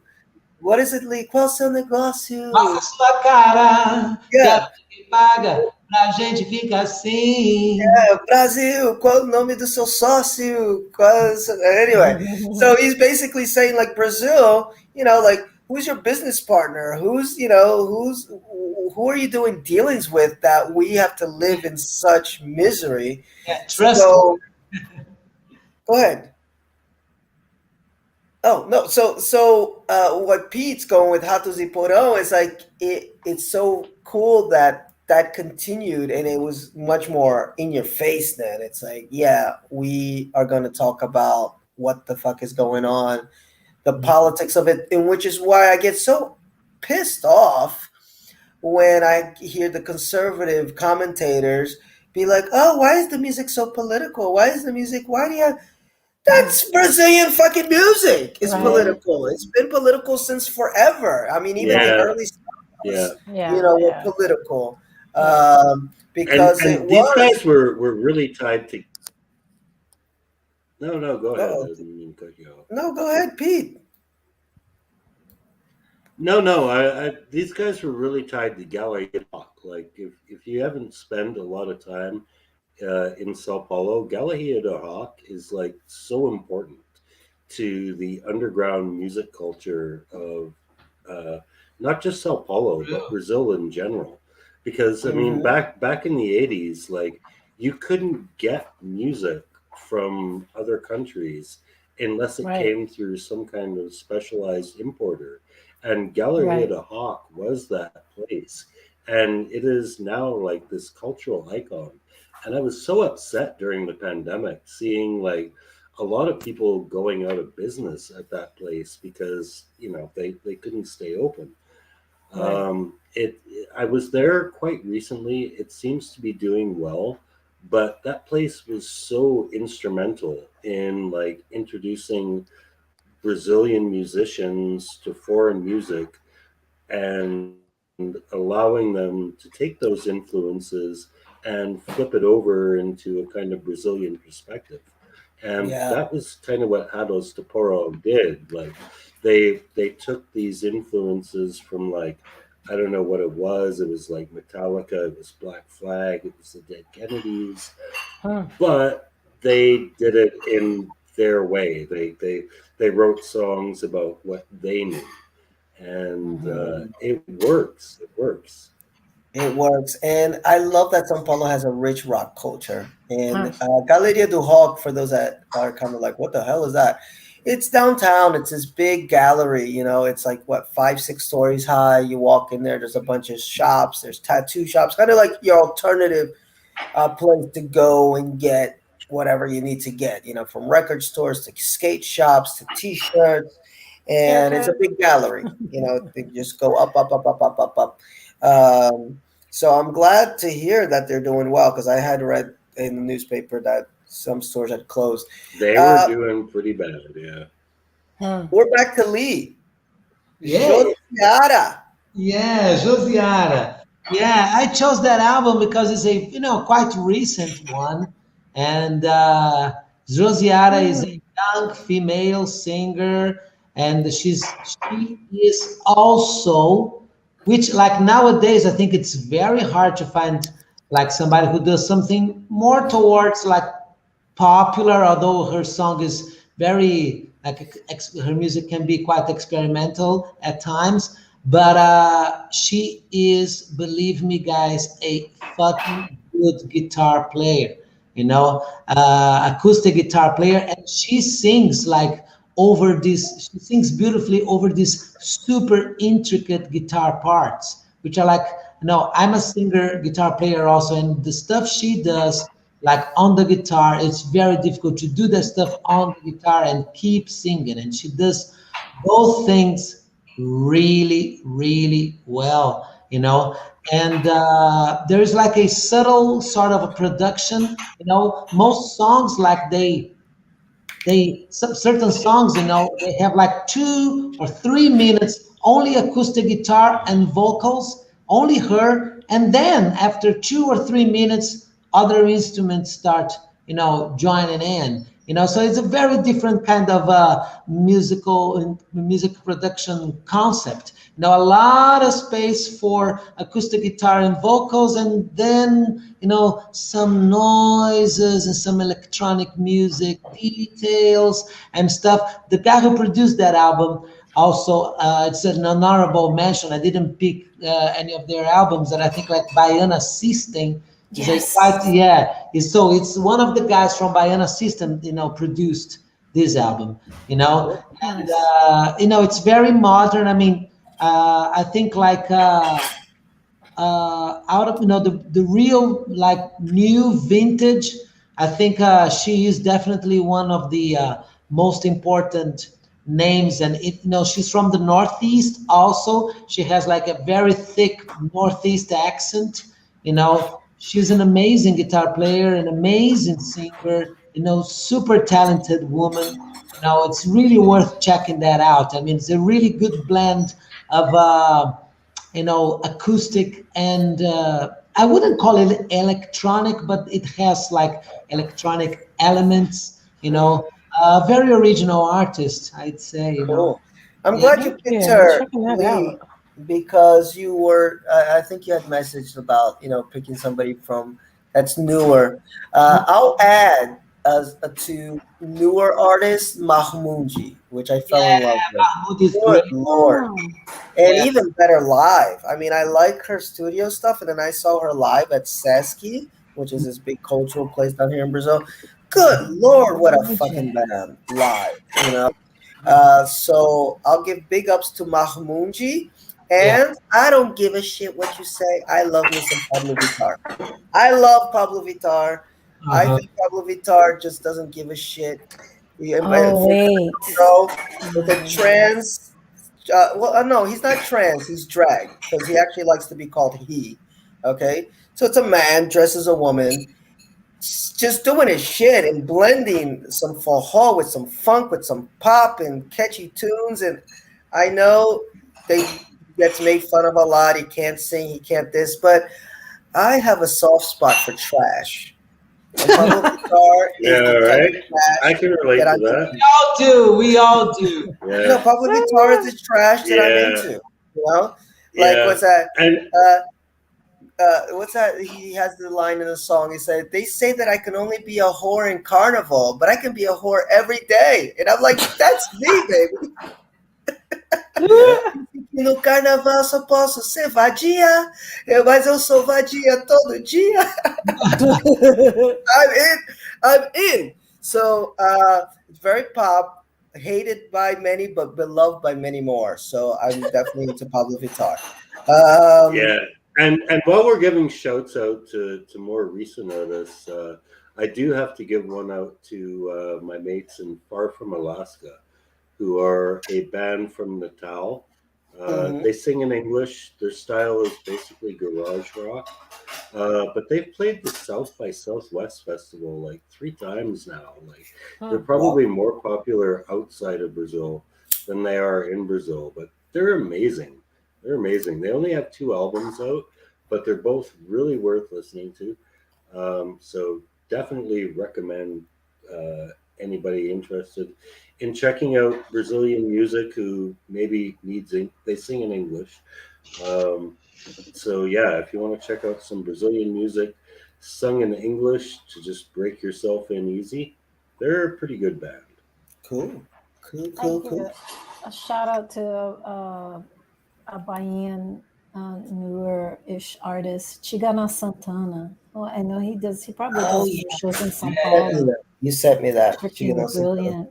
He Yeah, I love it. composes and sings in 5 different languages. He's got his own special tuning for guitar, which I've started doing some of his songs, and it's like drives the guitarist nuts. But Yeah, yeah, no, he's he's a he's good, really yeah. brilliant. Does a lot of collaboration with African artists and blending different elements of West African music and rhythms and sounds with traditional Bahian music. And not even just traditional, because he's very contemporary, but rhythms from candomblé. So he's pretty brilliant. Cool, cool, cool. So we got some new artists out there that you can dig. And last shout out before I get to Pete, Cell. Okay, although she's not very active Ah, anymore, but Cell was hot, man. When I yeah, first she met her, was. so Yeah. very Marley cool, cover, modern man. stuff. But we got Chrisium. We're tired of all the Yeah, soft stuff. Soft stuff Wow. is for pussies. Because now we got yes, yes. Chrisium. Yeah, I never this is heard of actually him. really good to talk about. Oh, really? They're huge internationally. They play way more outside Brazil than they do. Yeah, so Christian, they're a full blown death metal band, and I think what makes them kind of unique is they're a three-piece death metal band. Like Hmm. death metal is usually a five-piece band. Like you almost always need two guitarists because you got like the one guitarist doing the low-tuned rhythm guitar and another guitarist playing the lead. But this guy's got one band that does it all.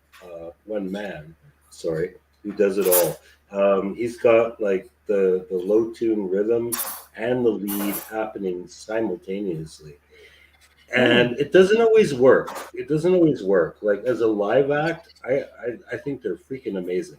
These are the guys that I said I saw with Carlos de Pera twice. One of them was at Verada Cultural, and it was amazing. It was amazing. Like just such a heavy band. But in terms of albums, they don't always really work. Like Hmm. sometimes it's production, sometimes it's just the songs aren't that good. But this was their third album, and it was the one that made them internationally famous. Um, they did two albums in Brazil, which frankly were, average, and then this was their international breakthrough, and they just made it count, man. Like we're gonna be the best fucking Christian we can be because our lives depend on it. Like we can become rock stars off of this, and they did. Like you can't say they're huge stars, but no death metal band are huge stars. In terms of the death metal community, they're pretty big. Like they're well known.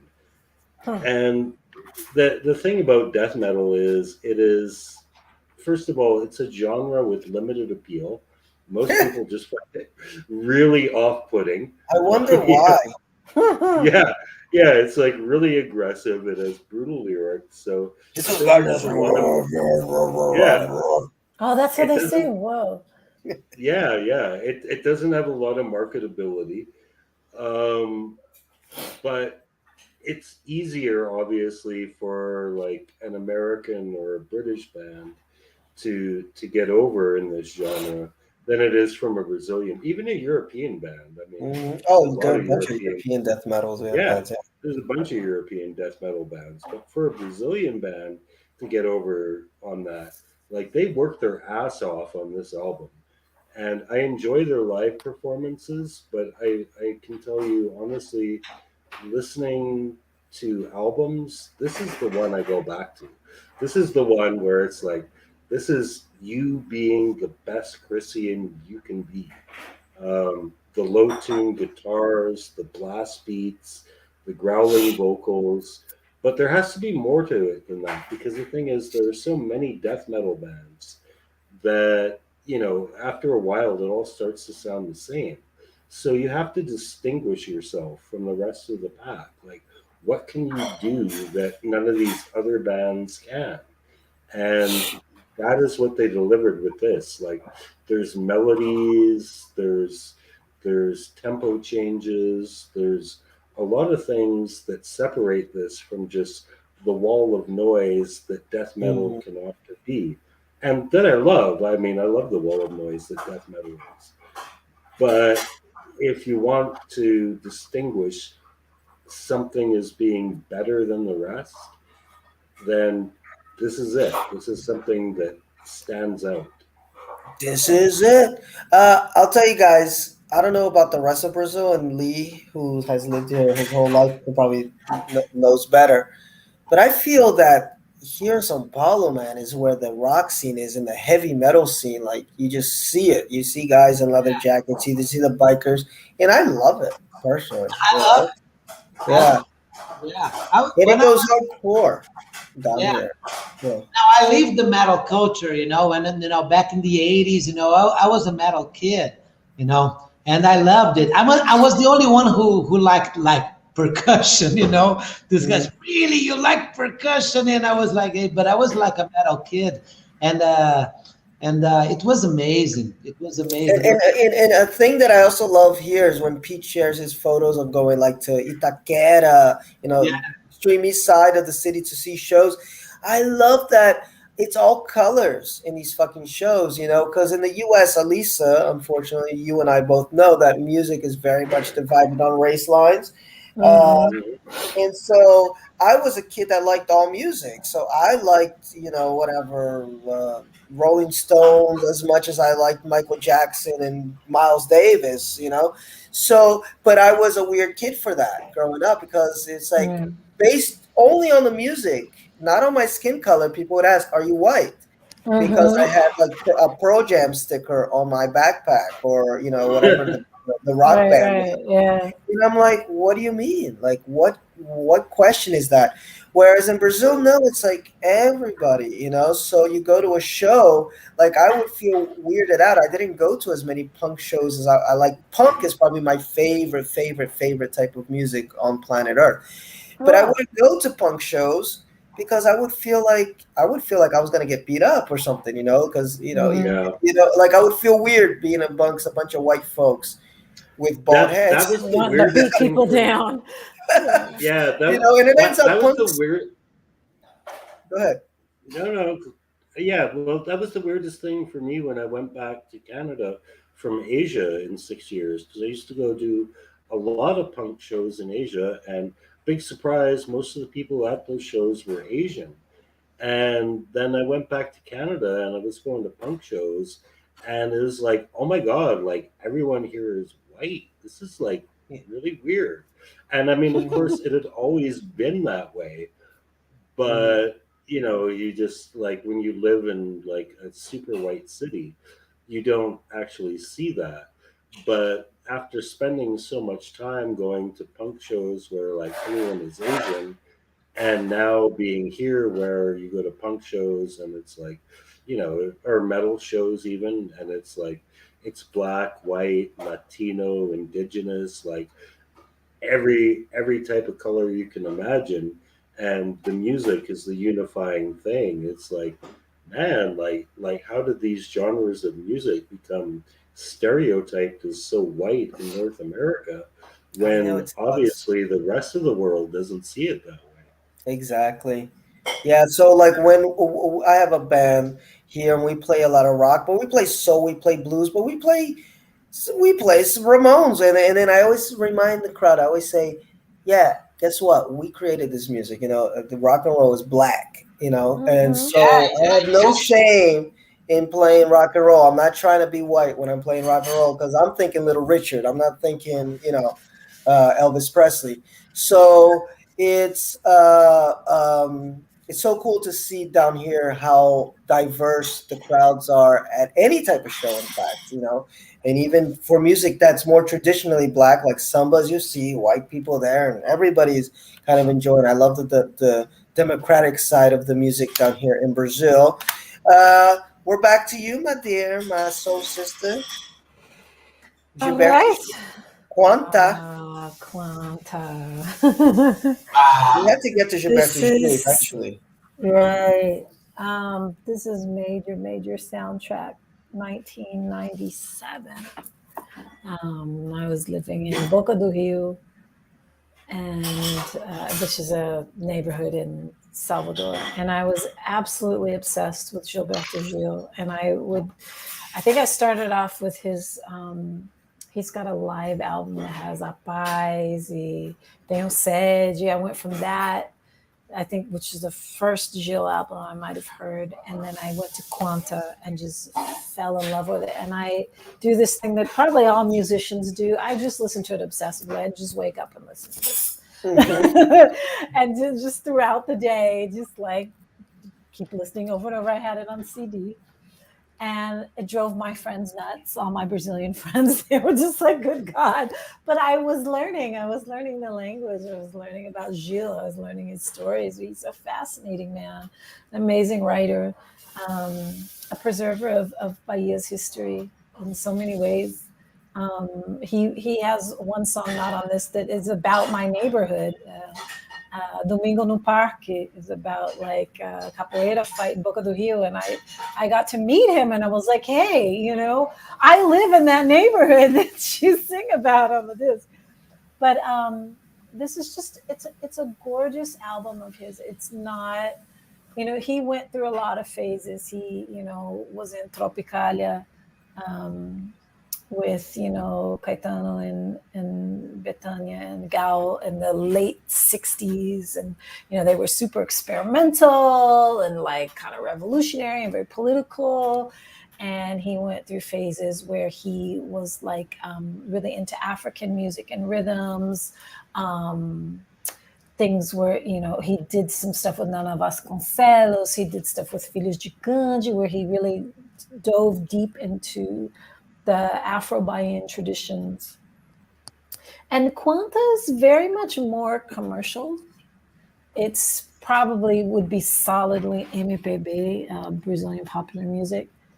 But it's just he's at the top of his game at Quanta. His songwriting is just top. The musicians he works with are the top. He's a man who's honed his craft at Quanta. He's tried everything out, and I don't know. It's just a beautiful body of work for me. It's pretty easy to listen to. Mhm. It's not really genre bending. He's got like some kind of samba stuff on it. He's got like ballads. It's gorgeous. It's an album that I don't know. I think you should take a listen to it. If you don't know anything by Gilles, it might be a good start. Alissa, I love that album too, sweetie. I love that Oh, album. cool. Yeah, Lisa, I actually. Just one thing, sorry, Phil. Yeah, go ahead. That bass player you mentioned before that you really like, he plays, I think, in all of the songs from this album. Arthur Mal. Yeah, and I Yeah, was he's gonna amazing. mention, Lisa, I actually never ever listened to this album, but I had Quanta Ao Vivo. I had that album, Quanta Live, and that's where Okay. the bass player, if you listen to the first track, it's a minute and 30 seconds or so of intro on the bass. That is Whoa, the I have to most check that out. gorgeous thing. If you never heard it, at least I'll send it to you. I It's like the haven't, most yeah. gorgeous opening before he gets into palco, the song palco. Oh, yeah. Dedo nesse palco, but the beginning, the like the 2 minutes of just the bass player coming in, the band coming in before they break into the song. So I had this album on Brilliant. replay, but I had the live album. And Gilberto Gil, guys, we're talking a lot about a lot of powerhouses of Brazilian music. And when I first got into Brazilian music, of course, it's Caetano, it's Caetano, it's Caetano. Until you hear Gilberto Gil, and you're like, no, it's Gilberto Gil. It's Gilles. Yeah, Yeah, I mean, Yeah. I love Caetano. I'm not trying to drag him down, but when you listen to Gilberto Gil, what he can do, it's like he can do double of what most people can do in like half the time, lyrically and melodically. Yeah. It's so much gingada, they call it here, like this play from capoeira, where you can kind of slip and slide a little bit. He can do it so seamlessly with his lyrics and his Yeah. chords. Yeah.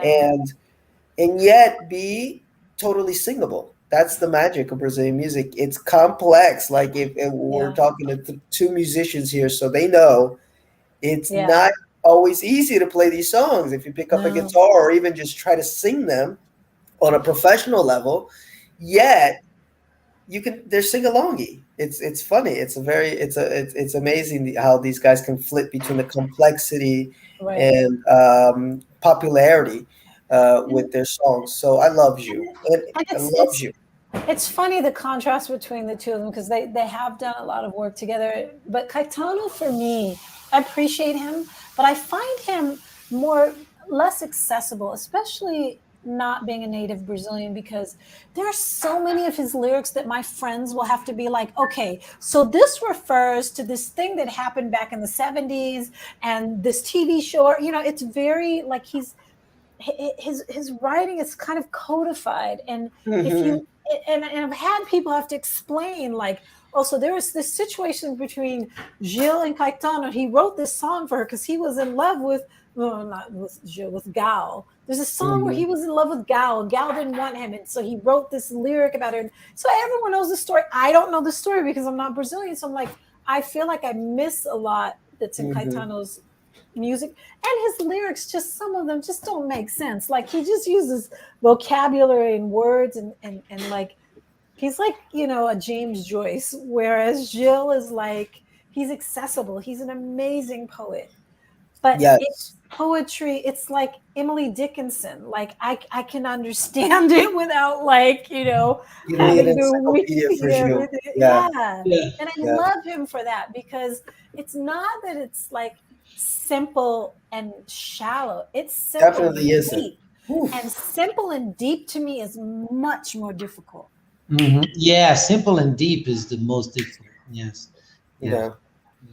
But one thing on Well, behalf, one thing on behalf of Caetano, just now, I think like among all these guys that we all love, and they are about to, turn 80, sorry, like Gil Wow. and George Ben and Caetano yeah. Veloso and Chico Buarque and Milton Nascimento, among all these super dinosaurs, legendary, we all have our favorite ones. My favorite one, in a way, is George Ben.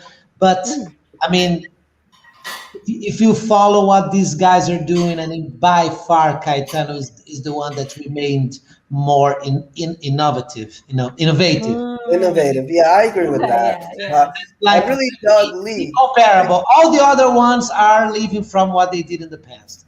You Yeah. know, No, and Mm. Lee. I don't know if you got to listen to the Caetano released the albums about like 6 years ago, where he had this rock band, and I loved it. Actually, I did a cover of one of the songs on there because I thought it was so cool. So yeah, he's always trying something new. Caetano is always somebody that's trying something new. They're all great though. It's no, true. It's all they about are all mood. wonderful. They're all wonderful. Yeah, But it's all about mood. What are you in the mood for today? It's like, what's your favorite ice cream? It depends on the day. yeah, totally. Uh, so I'm gonna go now with Gets Gilberto. I'm gonna go with one very Okay. traditional Yeah, this album is classic. that I had up this week. I was debating between Gets and Gilberto and Jobim and Elise, but although I love that Jobim and Elise album, I think I listened to this one more, and it's the album that really brought Brazil to America. For those that don't know, Antonio Carlos Jobim, I'm sure everybody's heard "Tall and Tan and Dark and Lovely, the Girl from Me." Yeah, so Jobim just exploded in America. From what I've read, the second most recorded artist behind the Beatles at one point. Brazilian music exploded in America with bossa nova. If anybody's watched Austin Powers, the influence of Brazilian music. Sergio Mendes, of course, too, in the '70s. But Getz was one of these guys like David Byrne, who was kind of one of the first guys that really got into Brazilian music and said, "Let me bring it to America." So this is technically not a Brazilian album for this in the sense that it was recorded at Carnegie Hall, but it is a Brazilian album because it's got João Gilberto, the father of bossa nova. He was the guy that put it all down on the guitar, going against the rhythm. These weird chords, playing the bass on the chord. You listen to the album, you listen to his guitar playing, you understand why João Gilberto is as great as he is, and he's wrote many Brazilian classics. I like him more than Jobim, although Jobim is great too. And Getz doesn't get the love he deserves, man, in the jazz community, because he wasn't Coltrane, basically. He wasn't Miles Davis. He wasn't kind of stretching beyond what jazz was turning into through the 70s, going into free That's jazz. soulful playing there in this album, right? So beautiful. Oh yeah, no, but that's the thing. It's like he's a great player, though. I have a love for Getz. It's like he's not as adventurous. Obviously, my favorite jazz musician is John Coltrane because of where he goes, and then Pharaoh after that. So Getz for me is similar to maybe in the 80s, what's his name? Washington, Grover Washington. Great player, doesn't stretch, but he can play. It's not like fucking Kenny G. It's don't put Grover Washington Jr. in the same camp as Kenny G. But at the same time, he's not doing what Pharaoh was doing, what Coltrane was doing. So I don't think Getz gets as much love because of that. But he did have soulful playing, like Lee just said, on this album. And this is the definitive version of Girl from Ipanema is on this album. And I can hum his sax lines, dun dun dun dun dun dun dun dun dun dun dun, classic instrumentals on this album.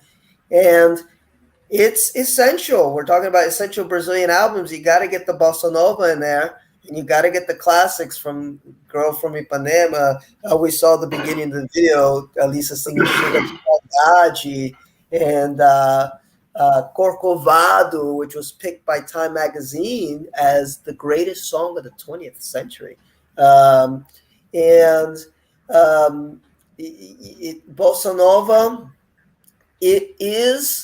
it's a mixed bag. There are people that are like, oh, it was kind of like the elitist version of samba for the rich white folk, whatever.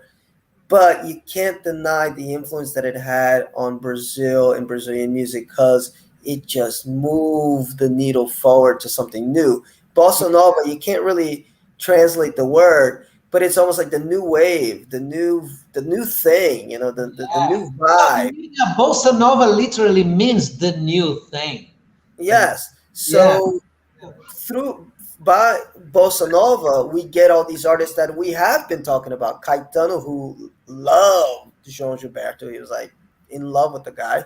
Gilberto Gil, all that stuff that came in the late 60s is because of these guys in around the 50s that were doing this different stuff. And it connected to the jazz musicians in the US because it was the samba rhythm, but with some dissonant chords thrown in there, some jazz chords thrown in there. So all of a sudden, we get the sax players, the trumpet players like, ooh, I can jam over this, and it brought Brazilian music to the world, So classic album, beautiful album. Beautiful. Definitely recommend it. There's the Jobim and Getz album too that was recorded at Carnegie Hall. Didn't like it as much. I had that one too. This one is the one that I went to constantly. I wore this record out. I had this one on vinyl. So great stuff. And there's the two of them right there. Great stuff. Yeah. Right down Alissa's alley. This is Alissa music. So we're gonna move ahead. Speaking of Alissa, Marisa Monte, it's on you, baby. Sorry, I'm multitasking here. Not a problem. We can hear. We can hear. You can we can hear somebody doing the dishes back there. Yeah, mom was doing the dishes. Oh my god. Um, Marisa Monte is, let's see, this album was, yeah, definitely soundtrack. I think 1998. This is like the beginning of her parceria with her partnership with Carlinhos Brown, who's a really important Bahian percussionist and songwriter. He has, I think, probably half of the songs on this album are his. And she's a pretty, for me, a pretty important interpreter for her period, which I guess was like early 90s. Mhm. She's a classically trained singer. She learned to sing opera and then came back, and she's from Rio. And she Really, I loves always opera, thought she so was. she, Oh. I always thought, sorry, because I always thought she was a Baiana. I didn't know she was from Rio. no, she's carioca. Yeah. And she, what I like that she does is like she'll sing like Paulinha da Viola, Hmm. and she's like it's not just, oh, let me take the samba. Like, she knows the history of the samba school. She goes deep. She I don't know which school she's associated with, but um, Cartola. She'll do covers of a lot of like these She's Portela, I like guess. pioneers. Is she Portela? Okay. Yes, yeah, she's Um, more towards Portela. Pioneers of samba. She does. The first time I heard Carinhoso was her version of Pichiquinha. So she's kind of like, to me, helping to preserve a lot of the Rio traditions of samba in a really beautiful way that really honors those traditions. But she also has, like, some of her own compositions. She has some beautiful work she's done with Carlinhos Brown and with Arnaldo Antunes.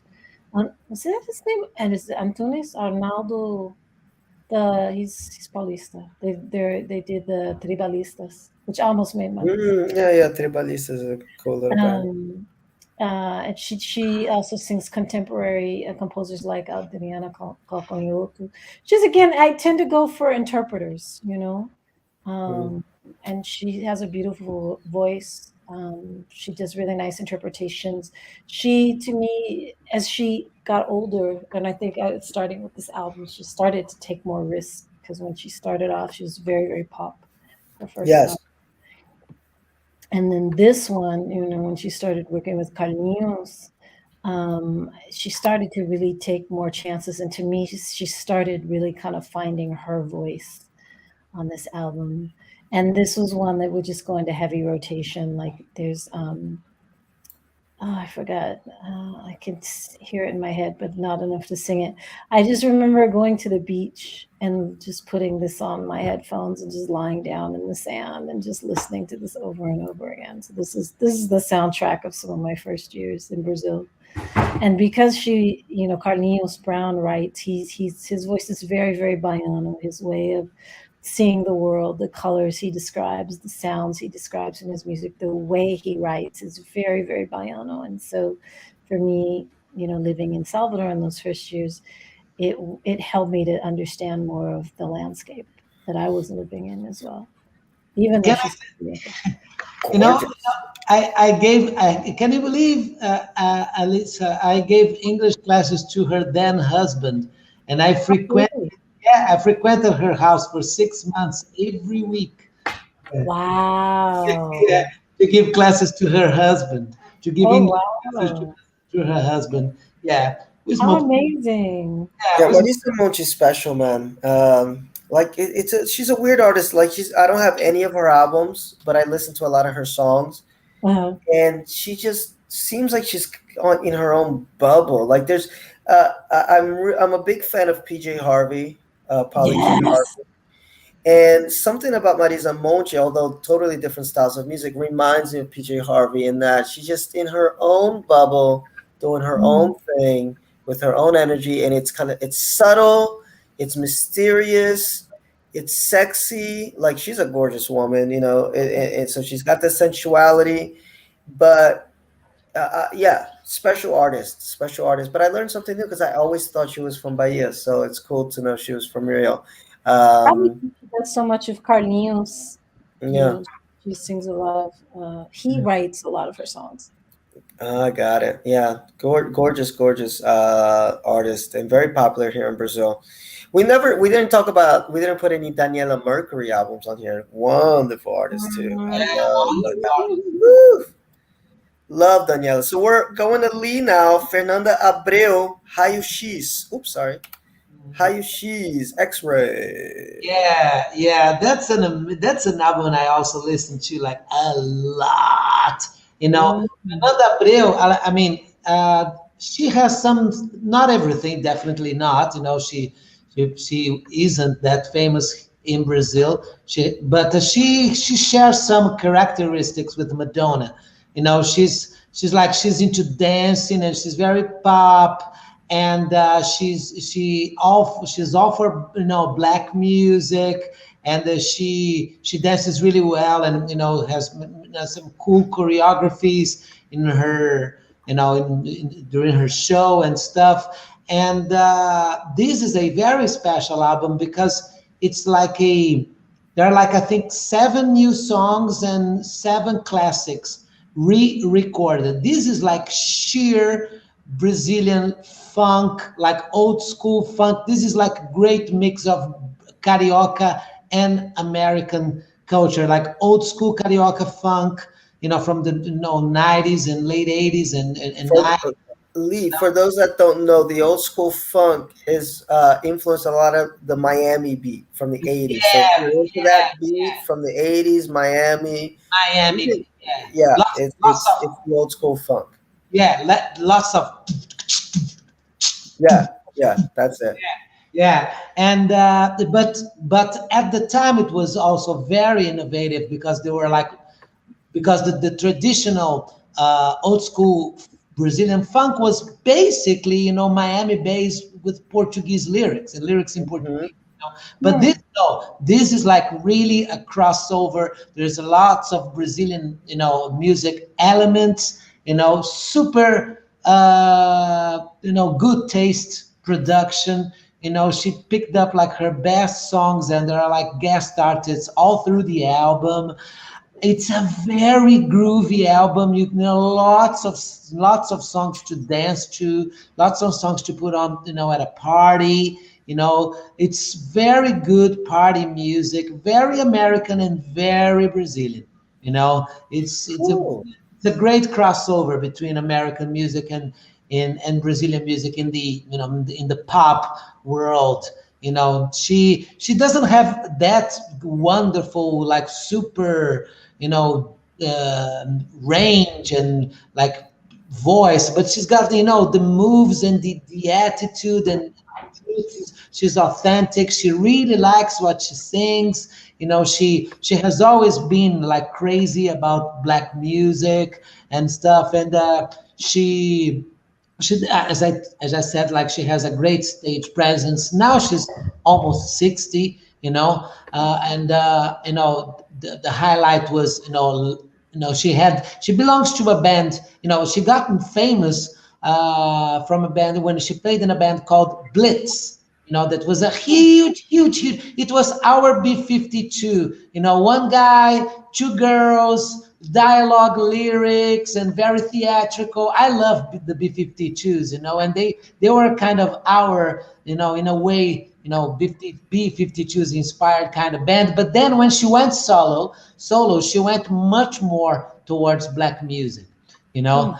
And but then in the beginning it was mainly like American music sang in Portuguese, but then she started to find her own style, and I think like this is the best album in her career. It's really worth checking out, I think. I'm gonna check that out. I had heard her name before, but I didn't know exactly what type of music that she made, so I'll check that out. I Yeah. thought this would be more like a Kida Belia type music, which No, I no, love, no, by no, the way. it's very black. Yeah. Cool. I'll listen to that. She had a big song. I think I had this album. She had a big song like in the 2000s. I don't remember She what it was, but I remember listening to her a lot. Yeah, no, yeah, she had like a major hit, the Catch a Flag. É uma Oh, Oh, tem she aqui did. o 40 Oh, Cacha graus. Flavia. I remember the original Cacha Flavia though by Marcel. What's his Fausto name? Fawcett. Fausto Fawcett. Fausto. Cacha Flavia. Da-da-da-da-da. Yeah, yeah. But the Polícia. yeah, Da-da-da. Oh, I love yeah, this song. yeah. The original version got really famous, and her version of Katia Flávia also got really famous too. Oh, cool. I gotta listen to it though. Man, that was before I left Brazil. I was like 6 or 7 when that came out. Can you believe I actually knew how to sing that whole song when I was little? I can't sing it now because the lyrics are too difficult, but I could sing that whole I Cacha Flávia. love that Oh song. my I love it. I used to sing in one of those, Calcinha de morango, calcinha de from where? Calcinha. yeah, police, pop, the police from all areas of Rio in the lyrics. Oh God, I love that song, Cacha Flavia. I play that because I got a little bro here. So I sometimes I'll hang out with some of his younger friends who are all into funk music, and then I'll play them Cacha Flavia, and they're like, "What the fuck is this shit?" And I'm like, "That's funk too, man." And Cacha and Flavia. and Fausto Fawcett is a great lyricist and very Mhm. original, because in this song he says that her panties, no, Katia Flávia panties are like, he makes like an analogy between her panties and the power of a exocet, which was like a missile, a missile. Oh, That's what that means. Baby Because to this power. day, I don't know what the exocet means. Because he also says exocet, calcinha, so exocet, and I never knew what it's that like meant. it's like you're singing It's a funny. messiah, a messiah, her panties, a Baby. messiah, her panties, a messiah, her panties. It's like, it's amazing. Oh, I never understood exocet. I never knew what that meant. I would sing it, but I never knew what that meant. That's a great song. He's a very good lyricist. He's a very good lyricist. Very Yes. original, very carioca kind of style, kind of. Loiraça Bazabu, Loiraça Bazabu, Loiraça da da da. There was Oh, that's a lots great of song. devil names, in the Yes, song. And then yes, police, and then she's riding naked over a horse, completely naked in the streets of Rio, yes. riding a horse, on her birthday clothes. It's a very original lyrics. Yeah, I love that song. All right, we're gonna get to Pete. We're almost at the end here, guys. Pete's got the Autoramas. Mm. Yeah, Yeah, real life. yeah, yeah. And actually, again, it's more about the band than the album. I really tried to keep like 5 distinct artists in my list because it was more about the band than the albums. But I actually do like this album better than most of theirs. I would say their first album, which is Stress Depressão. I forget the name of it, but it translates to stress, depression, and something else. But the the first album has a lot of instrumental filler. It has better songs overall, I think, but this one is more like filler free. And to describe their style, they're a bit surf rock, a um, bit rockabilly. I would say they're very influenced by 50s rock. It was originally a husband and wife duo, actually, and the singer guitar player Gabriel Thomas, he actually broke up with the wife that he founded the band with, and he got a new younger girlfriend who now plays in the band with him. And I was lucky enough to catch them in December of 2019, one of the last big shows, because I'd wanted to see these guys for so long. And they were good. And I had the opportunity to meet him after the show. And he's super nice. He's just like a real patron of the arts. Like a lot of the shows that he promotes, that he plays, he also promotes. And he finds like new young talent in Brazil and puts them on the bill with him. So he's been really instrumental in developing young bands and young musicians in Brazil. So that was a really cool thing to see. Um, Other than that, they both got COVID They both got Mm. COVID last year, so they were in the hospital in Jinjiai for like the better part of a month. But they're both Mm. okay now. That's good. But but yeah, I think these guys they have a really unique sound in their blend of surf rock, rockabilly, and Brazilian music. Like blending surf rock and rockabilly is not new. Like they basically go hand in hand. But blending it in a Brazilian sense and in Portuguese, that is a little different. And their albums, like I said, they tend to do because surf rock can be very instrumental. So they do have a lot of albums where you have a lot of these instrumental songs where it feels like they're just jamming out. But this is my favorite of theirs because this is one where you didn't feel like they have that. They have instrumental songs, but it doesn't feel like it's filler. Like it feels like they're really working at it. So yeah, great band, great album. Gabriel Thomas actually was previously in a band called Little Quail and the Mad Birds, who released. Yeah, they released two albums in the late '90s. It was odd too because I think I'm not 100% sure, but I think most of their songs were actually in English. And Otto Amos, like almost all their songs are in Portuguese. They do a few English songs, but I believe that almost everything is in Portuguese. And Little Quail were pretty much all about English, but the same style, really. I think it was just like Gabriel Thomas, the band broke up, and he decided to make a band. No, okay, Little Quail were mostly Portuguese. Um, but yeah, I think he just like hooked up with this girl and decided to form a band with her. And then when their marriage ended, he's like, "Well, I'm going to keep the band going. I'm just going to get a new, younger wife." Younger wife. Uh, I like that Pete has brought us the rock, but I also like that the Brazilian rock is like he said, it's like hockey nacional, which I'm not a fan of, Pete. By the way, I do like some of the bands that you listen to, but Mhm. I'm not a big fan of hockey nacional. But I like the infusion, the bands that infuse rock into their shows, and they kind of mix like a Yeah. lot of different flavors into it. We didn't talk about one of the biggest bands. Nobody put Legião Urbana on their list. I'm not a fan of Legião No, Urbana. nobody but Ligio Urbana or Sepultura. Yeah, I'm not. I've never been a big fan of Legião. And then, of course, the Godfather of Brazilian rock, Halsatius, which Mm.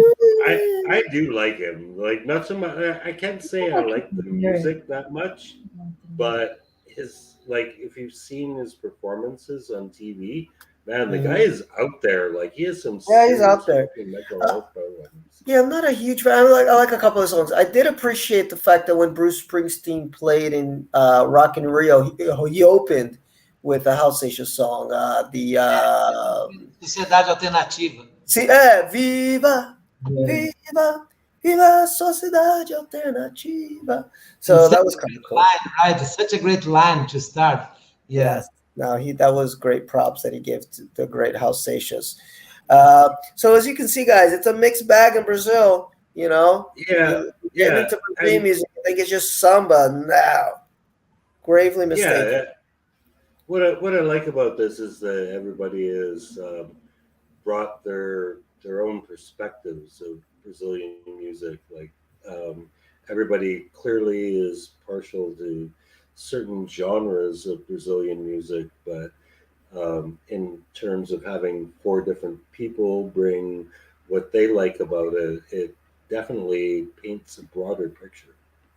Exactly, and I think Brazil is a country where you can do that because, like Lee said at the beginning, he thinks Brazilian music is one of the greatest countries for music in the world, and you know what? I can't disagree because when you listen to music from other countries, though I love it, I love me some Cuban music, I love me some Indian music, Yeah, me too. uh, but it tends to just, there's a few variations, but I mean, unless maybe if you dig deeper, you can get into different genres of Indian music. But I've never heard it. Whereas in Brazil, you definitely get Hmm. it's wide range of everything, Yeah. and you shouldn't limit yourself. It's a wide range, guys, and it's not copycat. Like I don't like Mhm. copycat music at all. And it's not copycat music. It's very Brazilian. Even if it's guitar, the bass, and drums, it's still very Brazilian. So I think this is the last one here, and I picked Djavan because you Good got pick. you got to Good. have Djavan in here. Uh, Nice. and I picked Lilas. Okay, so this is the only album of his that I had. No, I had one of his albums that was all in English. It was called Puzzle of Hearts, that he did all in English of his Brazilian songs. He would do English versions of them, and he had a few originals on there, which is a great album. I had that, and I got to see him in the U.S. He was actually kind of popular in the U.S. In the jazz world, playing live. And why did I pick this album though? This is the one that introduced me to Djavan, so it's got a special meaning to me. When our band plays, we do one of the songs on here all the time, which Amanhã, outro dia. Oh, such a beautiful song. Beautiful song. Eu quero ver o pôr do sol, lindo como eles são. Gorgeous song by Djavan. It's got Esquinas, which is beautiful. Mm. Slow jam. Só Mm. eu sei Wow. as esquinas onde andei, ei, ei. Só eu sei. Yeah. Ou sabe lá que é morrer de sede ao frente ao mar. Sabe lá. Gorgeous, gorgeous, gorgeous music. And my issue with Djavan is that for me, he's almost like Sade in a sense where the songs kind of have a very similar vibe to it. So I don't Mhm. listen to him that much, but when I do, I always enjoy it. But it's like I heard a music critic once say Sade has been on a decade-long orgasm that she's never. And I'm like, yes, that's Sade's music. Like album one from album five is not gonna be that different, but it's all good. So Javan for me in Brazilian music is kind of the same. Like album one to album 10, he's got like a billion albums.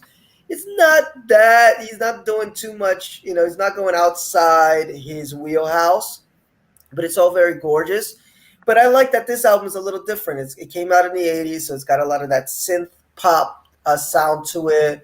Mhm. Um, it's very it's very upbeat, including like the title track "Lilas" is a very upbeat song. So for me, it's like the Djavan, which is a little bit different than his usual stuff, which is gorgeous. I'm not trying to down Djavan. His stuff is absolutely gorgeous. He's got a beautiful voice, great guitar player, great melodist. His melodies are gorgeous, and which is why the jazz guys in the U.S. Just like with Milton, they're like, this is the dude. He would do a lot of stuff in the U.S. because of that. So that's why I picked this one. There's old Djavan, and he's gorgeous. Oh my God, beautiful man. Yeah. Yeah, He's, I can't. and what a beautiful voice he has also, right? Yeah, gorgeous voice, Male voices, Yeah. gorgeous voice, and he's one of those guys, Lee, that it's like we talk about Caetano and Gilberto and all these guys, but then Djavan just has this one. You can have just this one song that's just like, what the fuck, like Yeah. this goes above all of these guys that we think are the masters, and then Djavan just has this one song that's like, what? Yeah. Uh, because of the lyrics, the melodic structure of it is it's again it's that dichotomy of being complex. Because go and try, pick up a guitar and go and try and play a Djavan song. Good luck. Yeah. Uh, if Exactly. you're a beginner, intermediate, good fucking Mhm. luck. Mhm. But yet it's like there's an expression that I love in Brazil. It's tá na boca do povo. It's like in the people's mouth. His songs, like a song comes on, and everybody knows Samurai. Everybody knows Uma Noite Fria, bom lugar para ler um livro. Pensamento lá em você. Yeah, the Tarará, one, tarará. the one, the, Everybody. the one you guys mentioned before, Flor de Yeah. Lis. Flor de Lis, everybody's gonna sing Yeah. that. So or what's that one? The uh, Tina. Cena is a great one, but the one about the dragão, Uh, não sei se você quer, about the girl that he's not sure if she wants to be with him or not. Me empresta o dragão. Oh my God, Vai sing a little passar bit of that. I love Caetano. em braille. Oh my God, Sing yeah, that. Yeah, beautiful so, melodies. yeah. So Djavan's very well respected, great, well respected musician here, and deservedly so. So I had to put Lila's on there. Lila's Yeah. beautiful album, great album of his. It's the only one that I really, got into. Oh my God, we actually made it to the end, but guys, we're gonna do it real quick. Please stay on, Lee and Alissa, because you know what this music means, Pete. Yeah. I got. You didn't need to send me that. Actually, I had it queued up. Alyssa's already been deflowered, and please, Alissa, stick around to help us. Because now it's I don't least. remember this. Was it consensual? I don't remember this. Am I, am I about to be deflowered? Yes. By the way, Vladimir said, I love Djavan, Sumarai, Flor de Lis, Edu Lobo, which we didn't talk about, is gorgeous music. Oh my God. Yes, gorgeous music. Oceano, beautiful. Oh, song. beautiful. So Oh God, yeah, just gorgeous music. But guys, everybody that comes on the Brazil Expat Journal for the first time, the BJ you can trust, by the way, because you can't trust all of them, has to do the expat challenge, okay? And this is going to be so interesting because technically Lee is not an expat, so he's going to give us insider information. And I will warn you, Lee, if you fail this quiz, oh my God! we throw away your Brazil card. Like you Oh my cannot. God! Yeah, like, I'm gonna get my card thrown away, and I'm sure. Yeah. yes, you will be in exile, like Caetano and Gil. Yes. Yeah. Send you. So let's begin because it's late, guys. I'm going to begin, Pete. So I'm going to do the odd numbers. I'm going to begin. All right. Lee, what is the best thing about Brazil?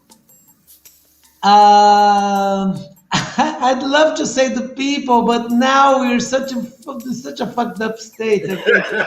You know, but the you know what? To be honest, like now, I was gonna say the people, but when it comes to rhythm, only the rhythm, I don't think there is a better rhythm than samba. No, so There I you say go. samba. There you go. Go ahead. Lightning All right. round. First thing that comes to mind. Worst Go ahead. thing about Brazil. Worst thing. Worst for me. Yes. Yeah. Worst thing about Brazil, the hypocrisy. What do you mean by that? I mean, people don't do what they mean. People don't live what they they don't live up to what they say. It's like it's one discourse and another attitude. I got you. Yes. I feel that. Yes. Lee, what's your favorite Brazilian food? Oh my God, so many, but especially now in the cold. I dig a feijoada, brother. I love a feijoada in the cold weather, with lots of pepper. Yeah. I haven't seen Lee in a while. I wonder how much you're weighing now, my friend. No, I lost some weight, bro. I lost some weight because I'm tap dancing 5 times a week. All right, go ahead, Pete. All right. Your least favorite Brazilian food? My least favorite is one thing called dobradinha. Do you know what that is? No. I love dobradinho, but go ahead. Explain. Some people love it. Some people love it. It's a kind of a feijoada, but with the innards of gold. Oh, yeah. Yeah. And it's white like rule. and white beans. Yeah, it's very Yeah, popular in the Northeast. Some people love it, but it's not my big thing. No, I have a rule. I don't eat innards. Yeah, there you go, guys. On the screen there, if you're following along, you get some dobradinha. I actually like it, kind of like the Brazilian chitlins. and I like chitlins too. I just don't like to be in the kitchen while they're being made. Uh, anyway, so go ahead. Is it me, Pete? Yes. No, Favorite it's yours. Brazilian drink can be alcoholic or non-alcoholic. Oh, favorite Brazilian drink? I'll go for, especially if the people in America have never tried it. It's, pineapple juice with mint. It's really good. Yeah. Ooh, Yeah. not that bad. Yeah. Yeah, well, with a leaf of mint, Mm-hmm. pineapple juice with, a leaf of mint. It tastes really good. Yeah, it's delicious. Yeah. All right. And what is the best place you have visited? In Brazil. In Brazil. Well, I'm gonna tell you, I visited Rio de Janeiro for 13 years and I love that place. But apart from Rio, which is also kind of my hometown too, oh man, I've just been to the Sertão, I went to the Rio Sertão, not the coast, not the northeast coast, but actually like way inside. And it's funny because it's a very poor area, very dry area, and that's where there is the most percentage of poets per citizen per Wow. head. Can you imagine? You remember where? Do you remember the city? There is especially a city called São José do Egito. Even the name is amazing. Saint Joseph from Egypt, you know. There it is. Yeah, some people call it the cradle of Brazilian of popular poetry. So you got like the barber poet, I don't know if you say trash man anymore, but the trash man poet, who is a poet. The Oh, the street poet. Yeah. the hairdresser who is a poet, and they got some really good poetry. There is way inside, Pernambuco State, not a hyped place, pretty poor place, but with a lot of original poetry. Oh, nice. Cool. By the way, those that don't know, Sertão is like the outback. It would be like the Brazilian version of the outback. So just dry, arid place. So cool. It's on you, Pete, right? No, No, it's that on was me. my question. It's on me. Okay, so the most overrated location or thing in Brazil. The most overrated location. Or it could be a thing that you think is overrated. Have a choice. We're nice. The most overrated, my God. Some of Brazilia's architecture. Yeah, Yeah, yeah.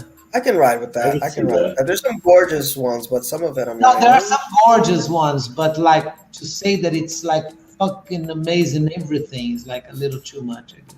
all right. I think it's Pete yeah, now. fair enough.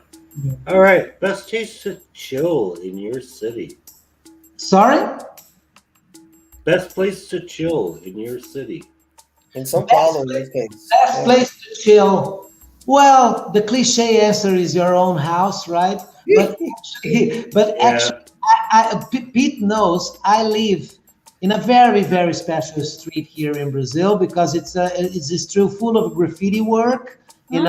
Because of the graffiti work, there's always like people shooting a video clip, people taking pictures and stuff. So it's a nice place to meet new people and stuff. It's got like this young people's vibe, my street. So I prayed, I asked the Lord, like now that I'm back to São Paulo, this like between quotation marks, like ugly city after living 13 years in Rio, I said, please take me to a nice place in São Paulo. And God answered my prayers, and my street is pretty cool, full of graffiti work. It's really nice. There's that picture that you posted today. From Yeah. Flashback, Yeah, There's true. your street right there. There's John Kirk, and there's me, and there's Lee, and Yeah. Anna, and Marina.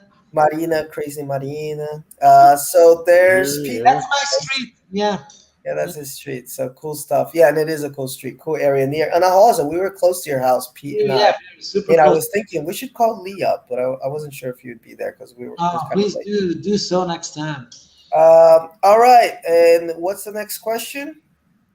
Oh, it's on me. Oh, well, we were talking about It's on music, you. so there you go. Favorite Brazilian musician or band? Well, it depends on the moment, but you gotta say, if you gotta say one name, I go for the guy who really, who is a black guy who knows everything about samba, but when you go see him live, he rubs his electric guitar against the microphone stand, and I go for Jorge Benjor. Yeah, Yeah, no, guy's amazing. yeah. And then the last question is on Pete. Yes, one word of advice for future visitors coming to the country. One word of advice. Um, now I'm gonna be a little contradictory. I say sometimes we are just being nice. We don't want anything. You can maybe trust us a little more than you think, you know.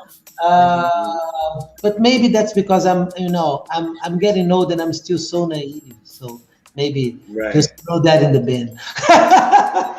All Yeah. right, all right, all right. So, guys, that was a long podcast, first of all. It was. Fun. We had But some it was earthy a and fun podcast. It was We fun. got Leondragi with us, who forgot to put his little avatar there, but he's a beautiful young man. We got Thank Elisa Sanders that popped in, and I'm so happy, Elisa, that I was happy that you were in LA because she's an early bird. When I did my podcast with her, I started the podcast by saying you're one of the few people on planet fucking Earth who can get me up in the morning because we did our podcast in the morning back when it was pre-recorded or recorded before we put it on. But Right. now she cheated on me because I thought she would be up late to repay me, but she's in LA, so it's early over there. Um, Well, not but anymore. she's my soul sister. She's my soul sister. One of the first people that I met in Brazil that I love very, very much. And of course, Pete, my co-host with the most. And it was wonderful, guys, because when it comes to music, I can go on and on and on. I don't get tired. So those of you that listened, that hung with us, thank you very much. Those of you that will listen on the playback, thank you so much for really supporting the Brazil Expat Journal. It's a labor of love.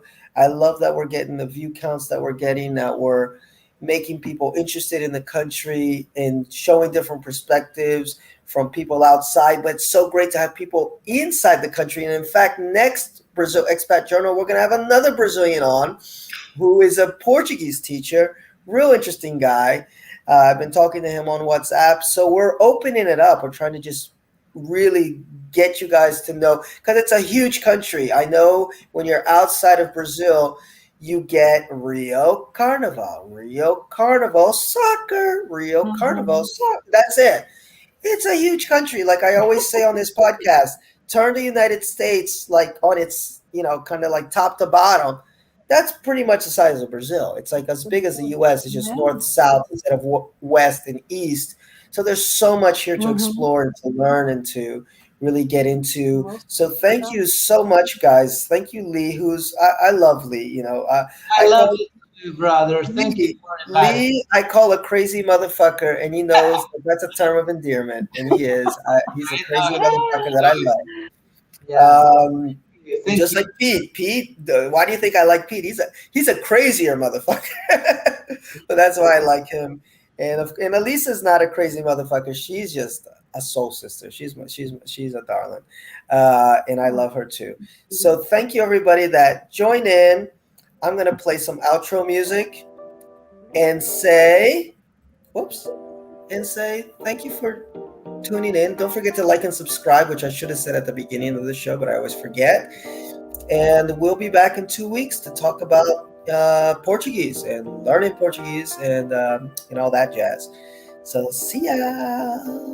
And those of you that are here with us, don't Thanks drop for the out. great Don't drop out. show. Nice Yeah, to say your meet last you, Lee goodbyes. and Pete. And Alisa, I think you're the first return guest. So there you go. We got like a few first there.